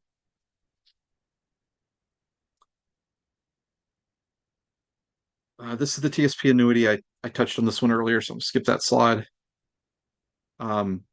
Couple of things about TSP, just in closing here. Don't misunderstand me. You do not have to close out your TSP account when you leave the government. You can leave the money there if you would like. Um, it's part of your overall retirement strategy. Really dictates kind of what you should do. So you definitely want to seek advice on a one-to-one basis and have somebody look at your entire plan to figure out, the best strategy to have in place here to make sure that you minimize taxes and get the most out of your retirement. Um, so this is, we're going to touch on your estate plan and retirement income plan. This is basically what you're talking about here is all the stuff we just talked about, your benefits from your federal side, but also looking at the big picture, your entire retirement. So it incorporates other accounts, spouses' information, spouses' accounts, spouses' social security, how that all comes together, uh, how the taxes are going to work in retirement on that, and then what type of legacy you want to leave to kids, charities, things like that after the fact. Um, this is a where that one-to-one session comes into play that we talked about, or you meeting with the financial planner of your own, right? I encourage you to do one of those two because failing to plan is not a plan, right? It's going to potentially create issues for you. There are a lot of kind of gotchas into retirement from known taxes to hidden taxes to different rules on different retirement accounts. And then if you're fortunate and have amassed a pretty good life savings, if you will, total net worth, depending on what year you pass, depends on how much the taxes may be on your estate. So all things that you want to take into consideration as part of your overall retirement plan. I definitely encourage, again, meeting with an advisor on this. When you do, I mentioned earlier about checking up on beneficiaries, but beneficiaries should be a point of conversation. I'm also a big fan of making sure that everyone has a financial power of attorney in place in case something happens to you and somebody needs to be able to act on your behalf.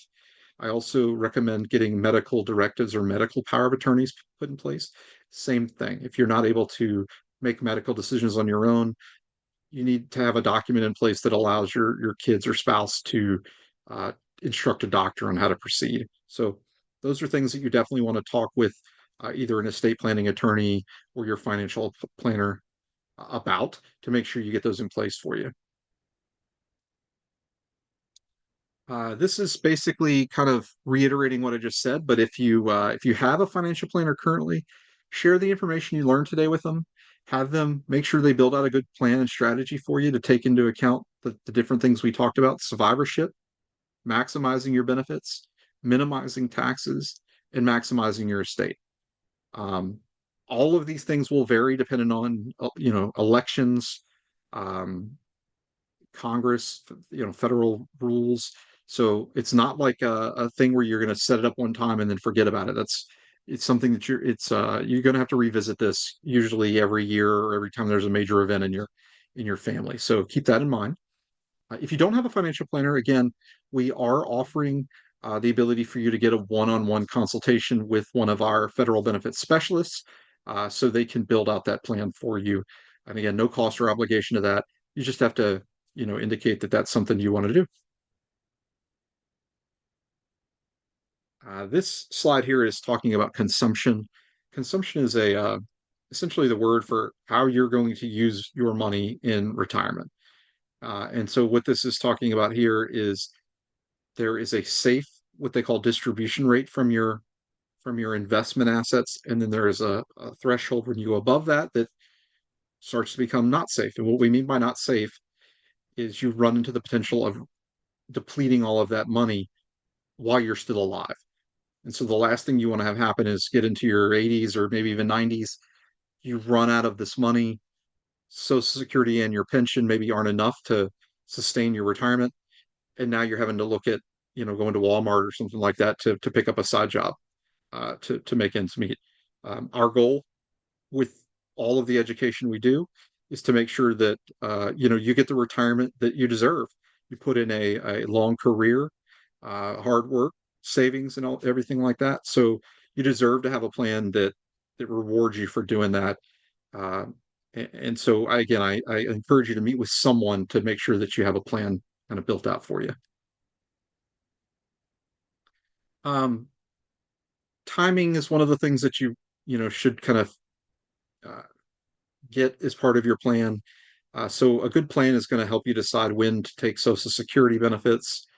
Um, we talked about some of the pros and cons earlier to that. It talks about alternative investments of timing, when to cut things on, how to minimize the taxes and that. So hopefully that again gives you a good sense of how all these things kind of work. Um, I'm sure you probably have some questions. So again, we are offering the one-on-one consultations. You'll get a benefits report from that, and really get a sense of how everything's going to come together for you in retirement. You have peace of mind that when you go into retirement, again, you get to live on the beach or the boat dock, or the mountains, whatever that dream is that you've got. um, Even if it's just taking kids and grandkids to Disney World, right? Whatever that is, we want to make sure that you get to do those things. You're not worried about Wall Street and how it's going to affect your ability to do those things in retirement. So, um, thank you again for joining us, and I'm going to leave this slide up for just another second or two. Feel free to write down any of the information that you see. But again, there should be an option for you to elect this as well, uh, along with the in the video here is for you. So again, thank you for your time, thank you for your service, and I hope you have a wonderful day.